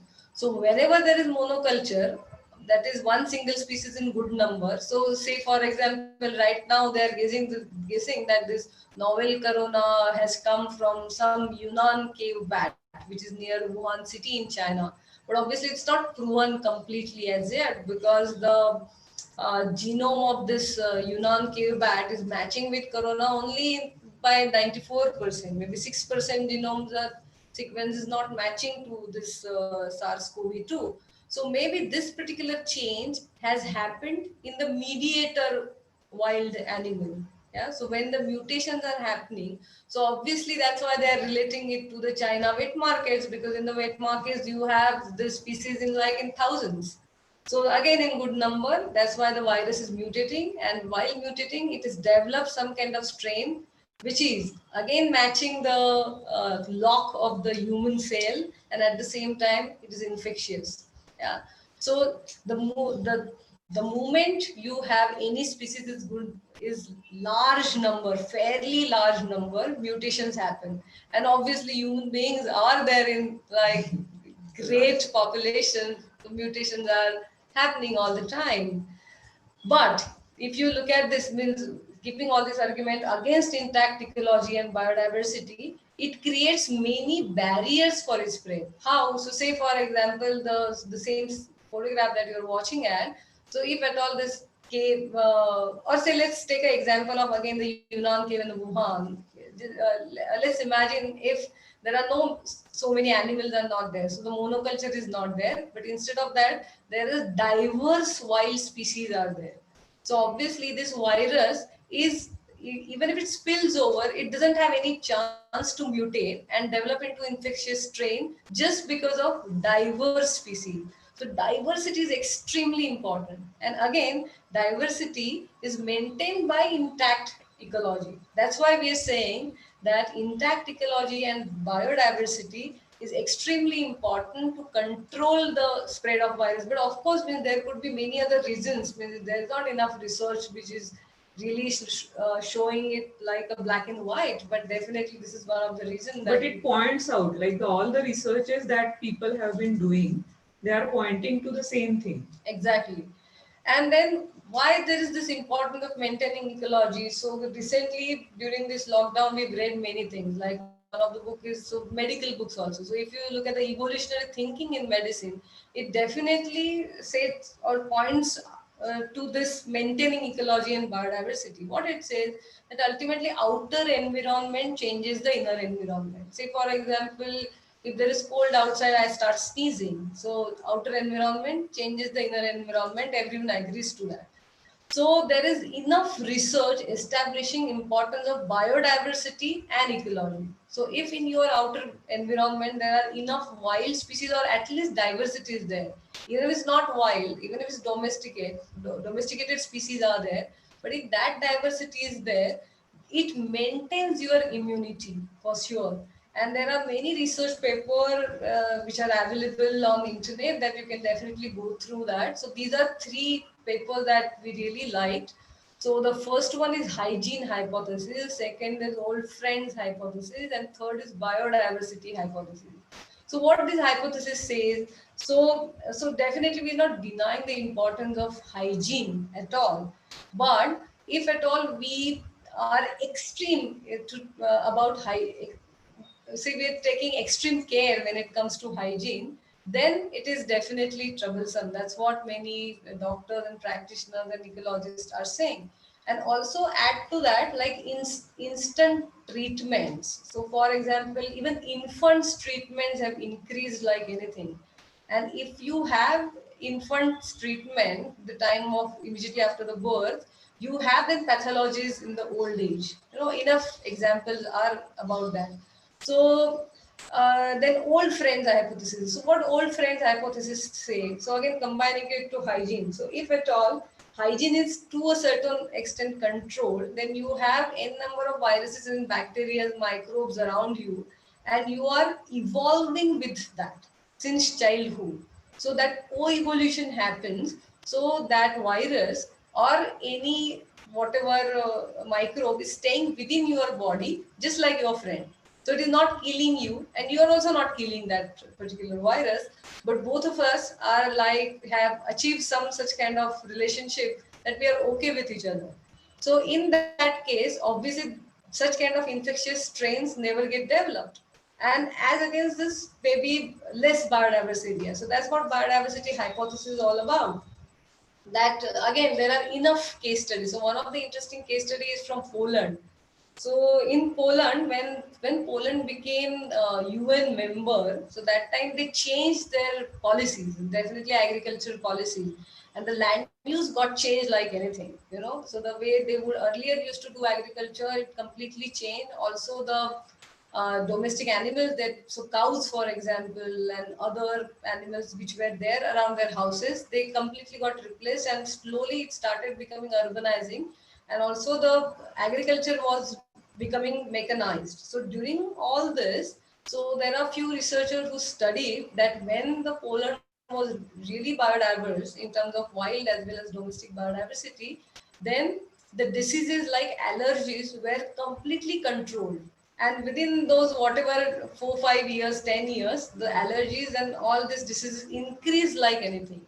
Then there are many such papers which say that if at all you have good diversity around your house, then many of the diseases are controlled. And as against that, if you have all hard pavements around your house, then you're prone to fall ill, for any kind of simple disease. So again, because we've read enough research papers which tells that if at all you have intact ecology and basically diversity around you, and also you don't have like severe infant treatments, or you're not treating each and every disease like very urgently, then your immunity definitely gets developed. So intact ecology and biodiversity is around you is contributing to your immunity for sure. So there are enough case studies. And along with, of course, ecology, nutrition is equally important.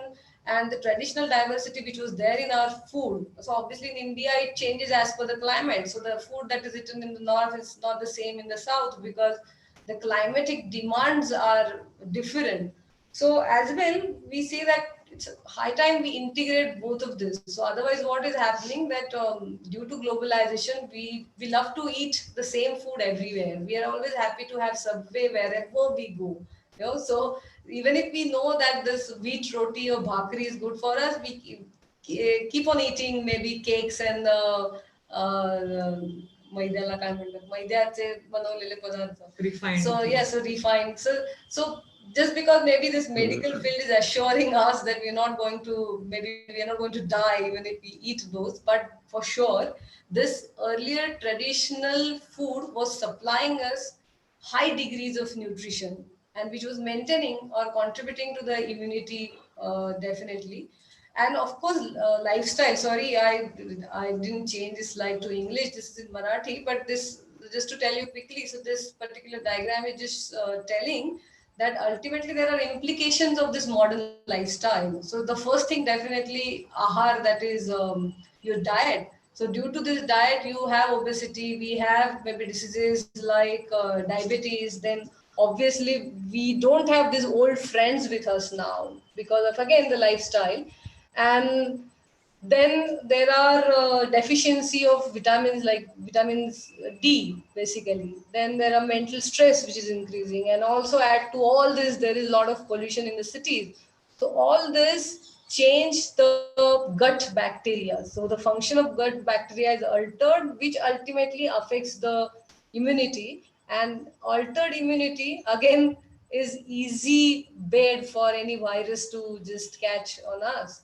And this again takes us to the chronic diseases or some kind of discomfort. So for sure, nutrition is also equally important. And again, we love diversity word. So the diversity is something very important.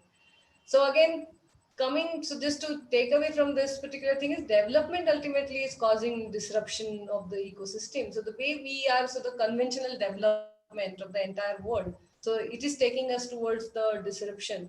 But let me tell you that many times people are just taking this as a takeaway, that is meat eating people who are really aggravating this problem. But every one of us is equally responsible.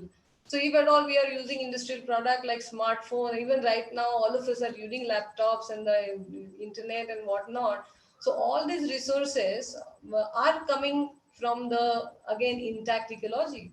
There is land use change, there are minings happening just to manufacture the same laptops and the smartphones, and be it any other industrial product. So obviously it is causing biodiversity loss. So each one of us is actually attracting the virus towards us the moment we are changing the ecosystem.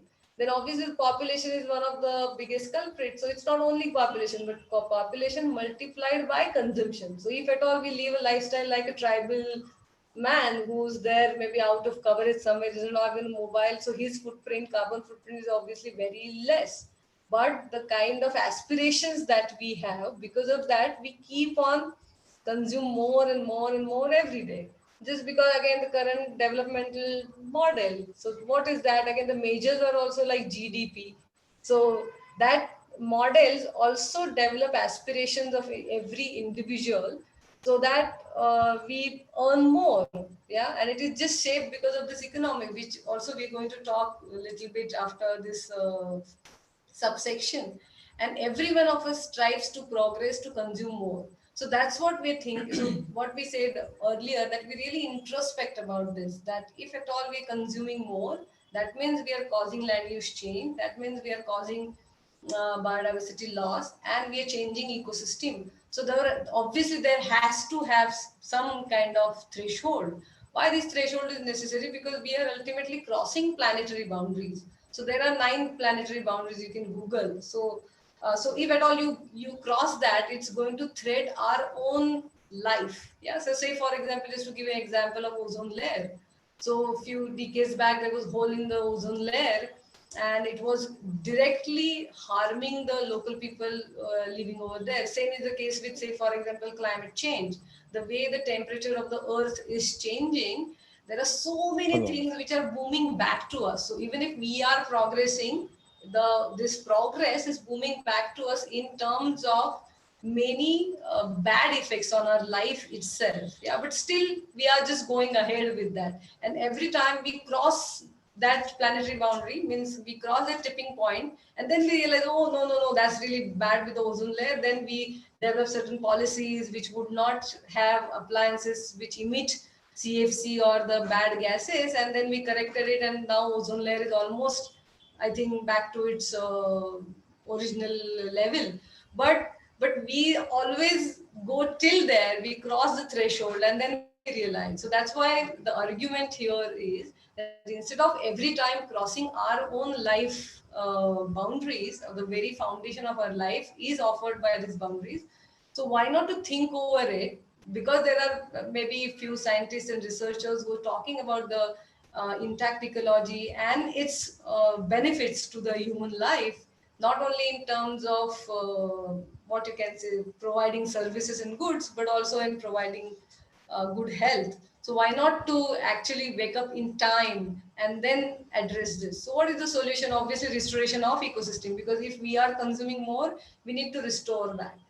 So obviously we can't stop maybe buying or using laptops and smartphones. We are going to need some such kind of, maybe there is this coltan, which is one of the very rare kind of metal which is extracted from the forest in Congo. So virgin forests are there. So if at all we're going to need that as well, we need to restore that. That's the only thing we can do. If Yeah, at all. but that doesn't say that you keep on consuming more. You have to be. Yeah, we have to be, of course. So that's what the second point is. So even if we are able to restore, that doesn't mean that we keep on exploiting. So we have to be conscientious consumer. Means we have to be cautious about our lifestyle, what we are eating, what we are using, and then follow the same kind of threshold. Then of course it's not only us, but we also need some kind of alternative economy. The way this entire world is operated, and the nation, the bureaucracy, everything. So everyone obviously need to contribute to it along with the appropriate policies. Yeah. So that's why in the light of this discussion, that because intact ecology and biodiversity are definitely maintaining the spillover of viruses, we as well in this current situation of pandemics, we can look at ecological conservation and restoration as a very efficient tool, to safeguard the future of human beings, and then go towards the new normal. So how do we approach new normal? Yeah. Let's look at it. So it's like saying we now have one more tool to say that we need to conserve ecology and biodiversity because of these viruses.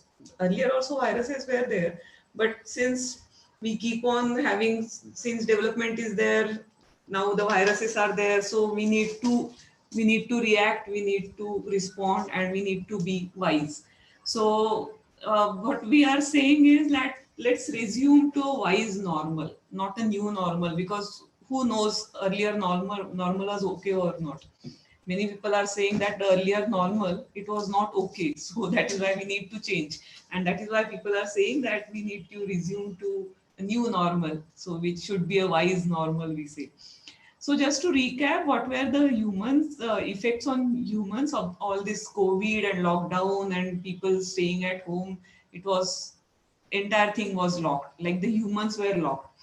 The economy halted. The entire world got hit, and the most interesting part was that everybody was back to basics and essentials. That's it. Everybody was talking about food. Everybody was trying to see how they can get food. So that's the basic thing that all of us need, the food. Okay. So then there were worst affected sectors, and if you analyze them, what were they? They were intermediate and luxury goods or services that were affected, like the hospitality industry, the tourism, the hotels, all of them, they still are affected because they are not allowed to work or not allowed to operate. Then if we see what happened to humans, then the middle class and the rich, they were okay because they had some savings.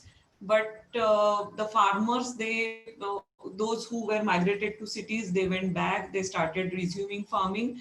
And now every day we see good examples of farmers who have resumed, and they are now finding more value in farming than going to the city as laborers. So that's the big change we are seeing as a social change. The laborers, they got worst affected, every one of us know, and they wanted to go back to their villages. And there were many reasons that they stated, and some of the reasons that were repeated was they got social security in their villages. Because it's always that in your community you will feel safer, your community will support you. So that is why they wanted to go to villages. They had in mind that they had a guarantee of food and accommodation at least in their own house. And the last part that is very important is our economy failed to feed them. So that is the question that we need to ponder upon, that even if they have gone back, will they have enough there, or will they have to come back to the cities again? So that is one question we need to ask to ourselves and to the policy members, rurals also. The effects on humans are, in other sense, are like the crisis prompts reaction. So one of the reaction was to use single use items in the hospitals. The disposables increased, the ppe kits and the hand gloves and the mask, all those things. Then people had woke up and they said, no, we need reusable mask. So all that thing then happened. Then the reusable masks were made. So all these things prompted to a single use items or use of chemicals for sanitization that increased because this crisis happened. And if you hear upon Dr. Kedkar, then he also pointed this, that if we keep using these chemicals for sanitization, then forget COVID, but we will die because we have like killed all the beneficial organisms around us because of sanitization. So that's something that is coming from a doctor, not from some ecologist. So that is very important to note. Then people will change their choices. Now when you go to hotels, you will see that you will obviously demand for single use disposables. You will not कि ये कैसे धोया होगा नहीं होगा कब, जाने दो पेपर का ही दे दो, ऐसा obviously होने वाला है. So that will also increase the single use items, and it will start increasing our solid waste. We will avoid public transport. There could be frequent sanitization in houses, offices, factories, malls. That is happening right now also. Even if a factory was shut for 10 days, then people will enter only after sanitization. Nobody has gone there. How COVID will go there? But still, that's the thing that come into the rule, and you have to do frequent sanitization. And at government level, something else is happening. They are boosting economy that will degrade ecosystems as the laws and policies are being diluted. This every day we are hearing this, that some forest is being diverted to something, some mining policies are being changed, EI is being changed. So this is happening at government level that we need to see. So apart from all these things, when we thought of all this lockdown and what happened to people, what happened to their mental and physical health, the worst hit people, barring them, all the others had a chance to be at home. Then no fast food, less packaged food, no travel in traffic jams, so working from home, clean air, homework. So all of this contributed to something else, which is a better health and which is mental and physical. So if you see your own life in those 3 months and your own life after the lockdown was lifted, then you can relate to all these things what I'm saying right now. So apart from that, there were effects on nature also. So many people have documented this, many people have started researching on this. So there are visual documentation, there are facts and figures, like the pollution levels are being monitored. So no movement of humans means no fuel consumption, fuel conserved, and pollution drastically reduced. So people started seeing Himalayan ranges from the northern cities. Even we saw Sinhagad from Pune, so that was something which is very proud to note. Then industries got shut, which also reduced air, water, noise pollution. This time, I think Puneites didn't also realize that how much was the water in our dams. So how much water, like till July or till August, how much is the storage of water. So we didn't realize that because the water was less consumed this time. No vehicles or mechanical sounds, so that means ambient noise was reduced. Then wildlife could roam more freely everywhere around the globe. So this has been documented. Though there were some stories of old wildlife videos, but this was also a fact that when humans got locked into the houses, wildlife were more free to roam. That is obvious. Fishes could come to non-polluted rivers because the industries were shut. And see all this, and on the other side, the government decisions are exactly opposite. This is all these things are not taken into consideration of government. So that's the parity that we see. Manasi, Yeah, sorry, we are at 6:15 now. So yeah. in a few So more. just two last Two two last slides. slides. That's it. Okay. So where all these effects are pointing to, that we need to change our policies. We need to educate more and more people for better practices. We need to focus on basics and reduce our consumption. We need no dilution of environmental protection laws, but to strengthen them, and nationwide restoration work that we feel, because we have much degradation that is already happened and we can't keep on doing that for next few years.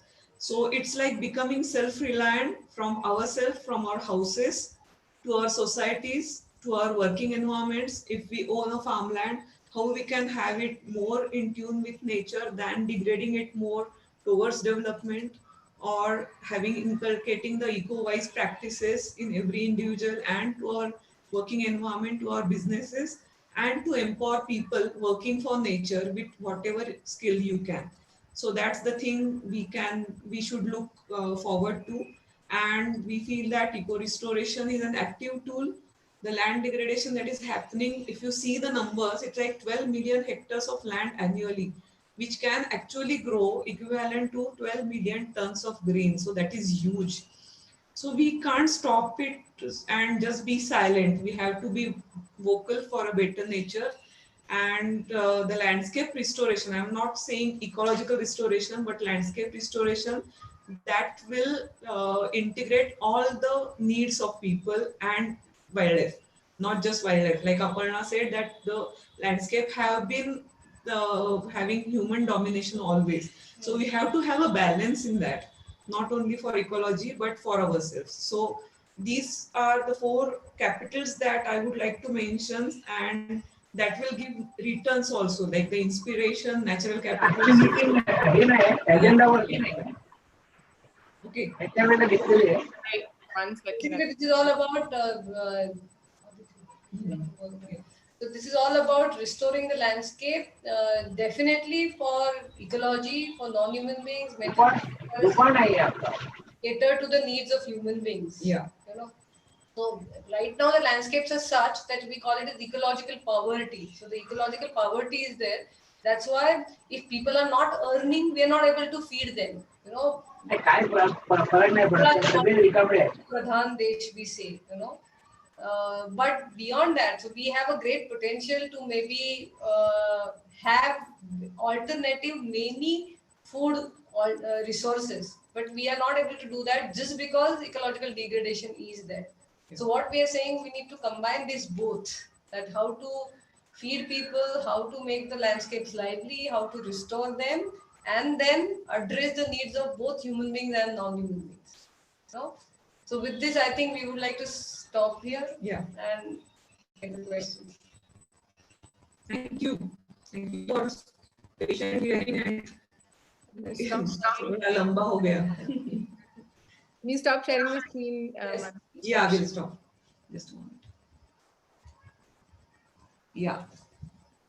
Wow, so that second section, I really learned a lot, and I'm really glad that you have been able to bring together so many different aspects of ecology and connect it with the current crisis.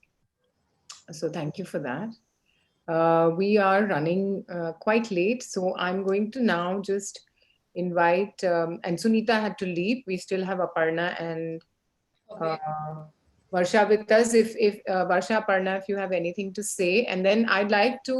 We have decided to take questions from a few people. So we have Prithvi here with us, also Avni from Mandala Organics, Isha Bhate, who had an interesting question on happiness, and Rahul Kadam, an architect who's been waiting for a long time. So Okay.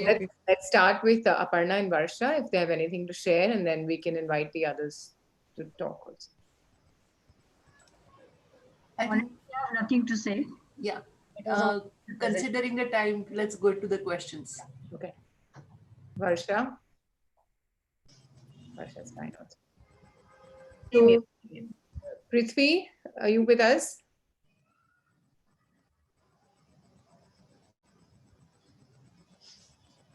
Okay, Urmila Rajadhyaksha, maybe Urmila can talk. There have been a lot of very interesting questions, Mansi and Ketki. Yeah. Sorry, I just want to apologize to the audience. I mean, Gurdas and Kirti have done a fantastic job of answering. We will be collating all the question and answers and sending them to Mansi and Ketki, and you can always reach out to them after the talk also. We would Our love focus here is not so much on the technicalities of, plant species or how to plan, but really to understand the way you look at things, the way your approach to problem solving. So that's so Urmila, would you like to share? Would you like to ask your question?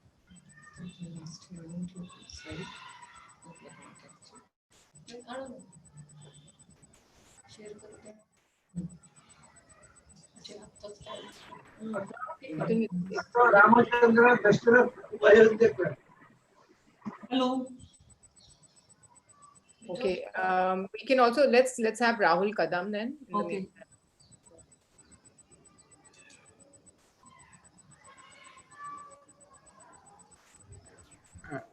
Yeah, good evening. Am I audible? Yes. Yes, Yeah. we can hear you. So first of all, a fantastic presentation by both of you. Thank you. And it was a great learning.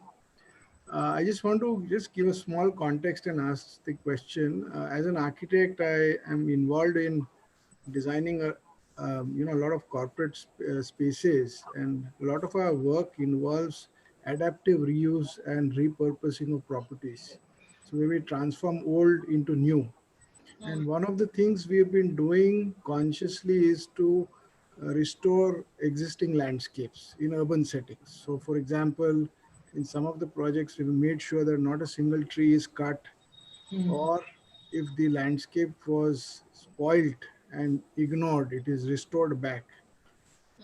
And this has seen quite a few tangible results in terms of birds coming back, more rainfall coming in that area.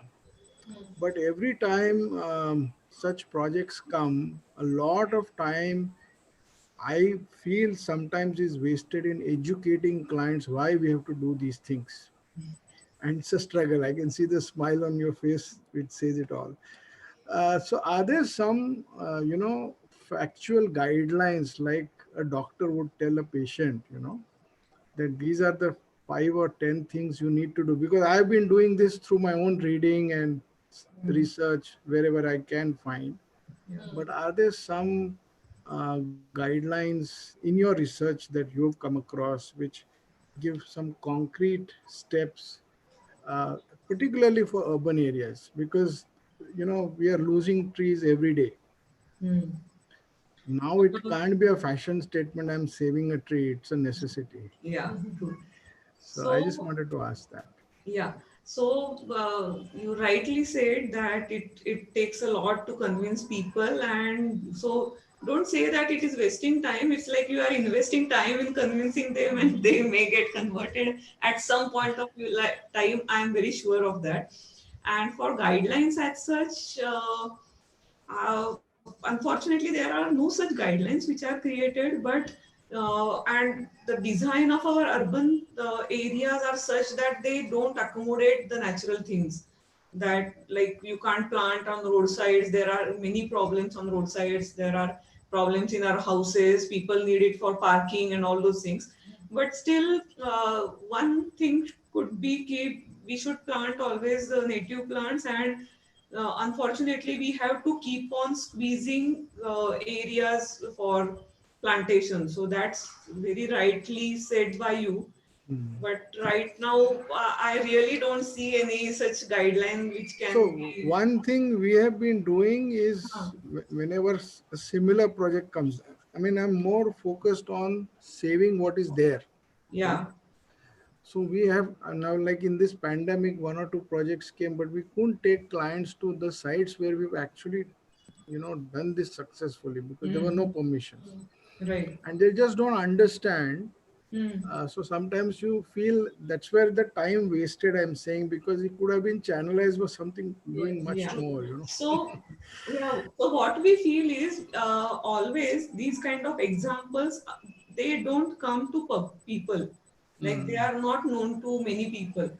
So it's our responsibility to collate them, to document them well, and to keep it in public domain so that they can keep working as a guideline for next practitioner. So such things Yeah. we can do now proactively, since we are getting hold of this So key. There are hardly anything that is available of this sort. So I think we should take we've it just more. done a series on this on our Instagram, the NGK Studio, on how trees bring rain to cities. Okay. So Yeah. something like that we are doing. Yeah. Okay. Okay. But I thought if you have some Can we move research to you've the next done, question, Rahul, please? yeah, Yeah. sure. Yeah. I'm done. I'm done. Yeah. Okay. So Thank we you. have, Good I think question. Good point you raised. Thank you. we have Avni here, I think, Yep. Hi, from hi everyone. Mandala Yeah. Organics. Yeah. Is that, Hi. yeah? Avni, hi. Great. Thank you, ladies, for a really wonderful session. Equally, the panelists and Manisha, thank you for really amazing talk. I have a couple of questions. I mainly deal. I'm in Mumbai, and I've seen a lot of the urban consumerism and the consumption patterns and all the things that we've spoken about earlier today. And the challenge I find is creating that mindset, that awareness in the first place. People are just not willing to engage in a dialogue. So those who are illuminated, they attend these talks, they get more, they learn a lot more, and they take whatever steps and actions they need to. But what we really need to address is the people who are not willing to engage. By 2050, 60% of our population is going to be in urban areas. How do we get a lot more people engaged at every level, and including government policies, right? We have a government that's absolutely unwilling to listen. The draft EIA is just one example. Mining in forested lands is another example. So if we have enough people engaged and aware of what's happening, they can obviously stand up to the government policies as well. So what, to your mind, can we do to engage people and create that greater awareness and bring about a change in mindset? Yeah. So definitely awareness is something that you do right kind of awareness and also empower people with this knowledge. So as we were mentioning in the presentation, that if you have thorough knowledge about one particular thing, means at least in our last 20 years of experience, hardly any times we had really great arguments with government officials or whenever we try to convince any officer about the importance of ecology. So for sure, it comes from where you come. That's also very important.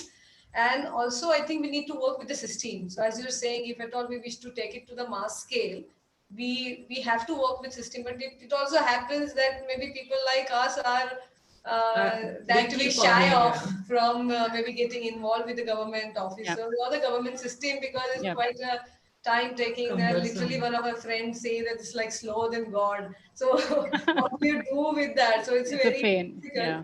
But Yep. if at all with patience, Hmm.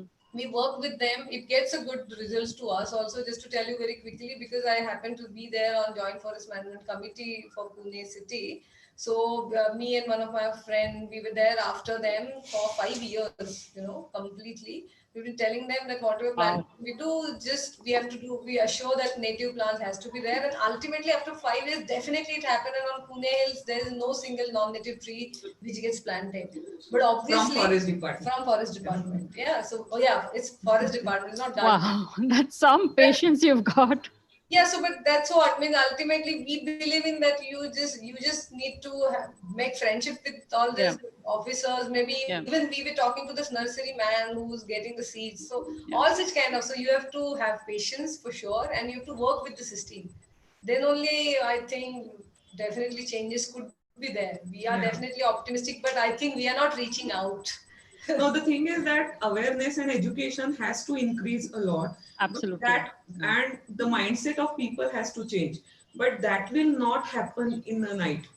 Oh, It's true. a very True. slow It's a process, slow and process. yeah, and we have to see, like, we have seen changes happening in laws, policies, and mindset of people for last 15 years. So we visualize same thing will happen for good things in next 15 years. So it's a very slow change that will happen, but it will happen for sure if we keep on doing the right things from our side. So Yes. that's Thank, what we believe in. thank you. You give us hope. Thank you so much. Yeah, so I think hope is really, really what we need right now. Yeah, And it's the It's thing not that we that bad. need. Also, sometimes I feel. yeah, and I think patience. Hmm. And So like we were saying, you're going to that when we say to women. people na कि this is a plant that will need 15 years to grow, that creates patience in them. So it's not like tomorrow the plant will grow. Yeah. Absolutely. You plant a mango tree.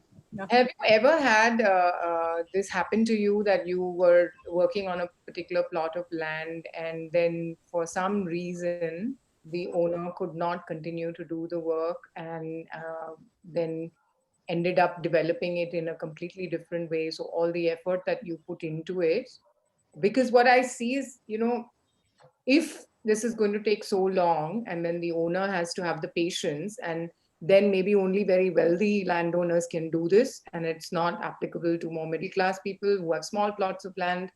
So has this happened that you've put in a lot of effort and then suddenly overnight something changed, some circumstance changed, and पानी बह गया उसके ऊपर, ऐसा Yeah, कभी it हुआ has है? Just happened, one or two, but it's but yeah, really not it's 1% maybe. yeah, Out of 150 projects, I think just one or two projects no, which around 10. So, but not in a not very much. high percent. So, but that happens sometimes, or sometimes the design change. The people change our design and they do something एकदम कुछ अलग सा ही कर देते हैं, तो ऐसा भी हो जाता है. But that's okay. I mean, that's a part of But all let these me just things. tell you, because I've been wanting to tell you on this platform that all our projects are not completely ecological restoration projects, Manisha. So most of them are integrated. The projects that Manasi talked about, like the ecological landscaping, wherein definitely we do tree plantation in a good density and they are irrigated. So obviously people also get good results within few years. So they are happy about it. And actually most of the projects are like that. So ecological restoration we promote on maybe a little area in that entire project. So people are okay with it. So you've So not spoken about the work that you've started in villages, right? Because I mean, if you're talking about entire communities, so if you go into a village and then talk to the whole community about the future of their commons or the forests around them, can you tell us a little bit about that too? Because all the projects we saw were owned by either one wealthy person or a group that had the money to. So it shouldn't feel like ecological restoration is something that only the rich can do. no, so this is quite recent because I think we've engaged all this maybe nearly 20 years in just establishing standard procedures to take ecological restoration ahead. Because you also need then standard operating procedures to get it executed at a large scale. That's what we were engaged. But now, after maybe 15 years of this work, then when we thought now this is definitely successful and this is also useful for local people. So now, very recently, we've started work with community. So we're working in 7 villages. So though the project is halted right now because of lack of funds, but we did land use planning for 7 villages, and each of the village definitely was more than 1,000 hectares or 2,000 hectares, something like that. So we sat with the local community, just talked maybe the same thing that we're talking on this platform, that why ecology is important and how our restoration in some other place has grown the grasses which are superior and which are palatable. So as well, if we do it on your Gairan is a grassland. So in on village land, you would have superior grass species for your own cattle. So if we do grassland restoration, is going to be beneficial for you. And this we are doing in Vidarbha. So Vidarbha is really pathetic situation. It's very bad. Chara chhawnaya lagtat tithe. So you have to send cattle to this government sheds. They don't have even enough water. Such bad situation is there. And wherein we're suggesting the solution, wherein you just protect it and just grow the biomass, and within 3 years you would have obviously superior grass species. That's a good hope for them. And again, let me tell you, they know it. It's not something new that we're telling them. Maybe in 2,000 hectares, there is some farmer in their own village. So the local people would tell us, yeah, what you're saying, that one particular farmer has done it. So we would rush to his farm and then see whatever he has done. And what we would say, this is what exactly we wish to extrapolate on the entire landscape so that you can suffice your own needs. But maybe what bothers them, that even if they have enough resources in the grasses and the woods for just to suffice their own day-to-day lifestyle, it is not getting in money for them. So that's something, because, and if you look at the media is already livelihoods have to be connected with that, and yeah, income. livelihood, and basically it's not, so many times it also happens that whenever we say from ecological point of view, we wish to offer resources to as a livelihood support. Say for example, you can have fodder, so you need not buy fodder, so you save on money. So that's the kind of solution that we have currently. But our solutions doesn't have, say for example, you can earn this much money from this ecological model. So definitely that's why NGOs like BIF come in the picture, wherein they have integration, So you can have some such kind of model wherein you have Wadi. Wadi program is, so that's also we are trying to push in all these tribal villages. That in 1 acre you plant certain horticulture crops. You also have certain wild plants like asparagus and madhunashini, which are maybe medicinal plant, which you process it and then you trade it in nearby market, so that it's a livelihood support. But let me tell you, there are no such kind of integrated, successful examples wherein this wild species and the wild ecology is getting or fetching some money to them. But of course, there are enough examples wherein you can see that livelihood support is there. Enough examples are there. Like Okay, so people are talking the last question. I mean, like I said, we can keep on talking, and maybe we could consider having further sessions with you for some people who want to go in deeper. Yeah, surely. yes. But I just want to ask you one last question, because we've heard a lot about your work, but we haven't heard enough about you. And I really want to also know a little bit about how your journey and your work have transformed you. Where did you feel that the learnings came? How did you change as people? And because it's been nearly 20 years now, almost, that you'll be doing this. So what would you advise, or what would you like to share in terms of what this has done for you as individuals? So, the first, like when we started, we were really young. We were hoping to have a career in this because we wanted to do this for full time. We didn't want to do this voluntarily for 1 hour or so per day. And when we did the Ecological Society's course, and in that course, it all triggered that whatever we learned during the course, we need to implement it on ground. So that's how we changed from within during that 1 year. Okay, and that course is of course such a great thing that happened because it changed our perspective to look at life, to look at nature as a whole, to look at life in a different perspective, in a holistic way, not in a piecemeal manner. So that's something which changed. And now over 20 years we are like becoming more practical. Earlier it was like little bit of activism within us ki, no, I have to, like whenever we see a hill that is barren, it's like, oh my god, just give me that hill and I will try to transform it. But now that passion has turned into some practical things, no, it's not happening, it won't happen. So there is some way that then we find peace within us, that won't happen. There will be some other drivers which can which if we use, then only this kind of magic will happen. So we have like I was practical, but I have become more practical now, considering all the changes that are happening around us. So that's the thing that changed in these years, I would say. But like talking to people and having interaction with them, that always teaches us. Every project teaches us different things, because every project is different, every land is different. So we get so much of experience, so much of biodiversity, so much of fun and satisfaction that we get whenever we go survey the lands and try to design that land from this perspective. So that's really enriching experience, I would say. And Ketki?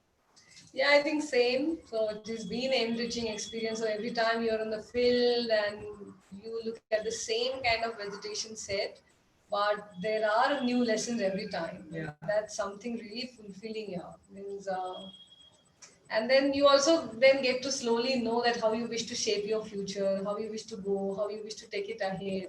So in Marathi we call it as you get that kind of little bit of pragalbata tumche halu halu halu yet jate. So if you actually experience that, so it's really wonderful to just experience that what you wish to know, what you wish to do now.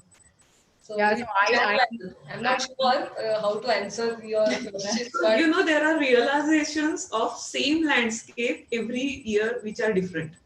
So it's something like you learn from the landscape, you learn from the nature, and you realize something different every time you see it, you visit it, and you experience it.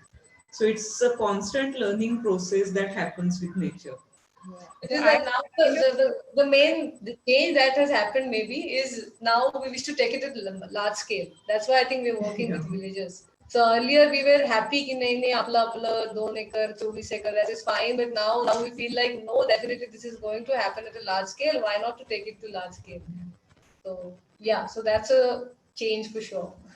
Yeah, but I want to say that, I mean, having known you for 20 years and having watched how you work, I feel that both of you have such a deep, deep connection with nature and with the land inside of you. And I just want to share here, I'm giving away a secret maybe, but Ketaki once told me that every time she was looking for a particular rare tree, often she would dream of it and see it See it. in her dream.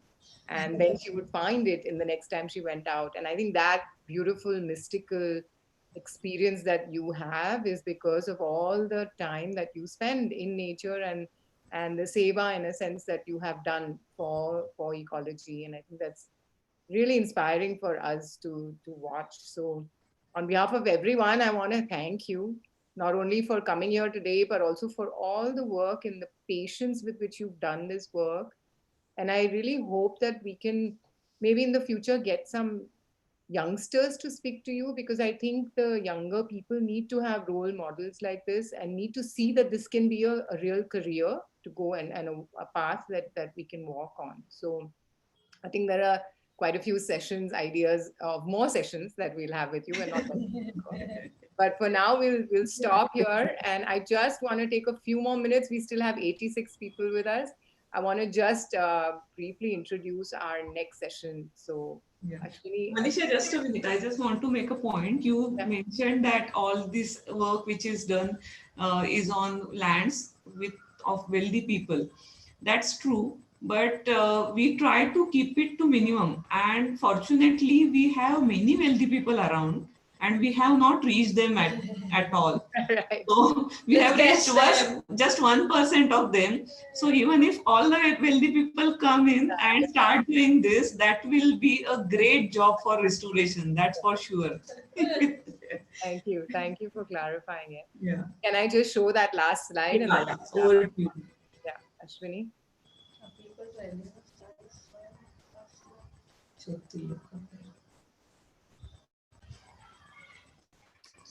So I want to share again with all of you that next weekend we have a slightly change of topic, but we're bringing to you someone that I deeply admire. I have been watching her for many, many years.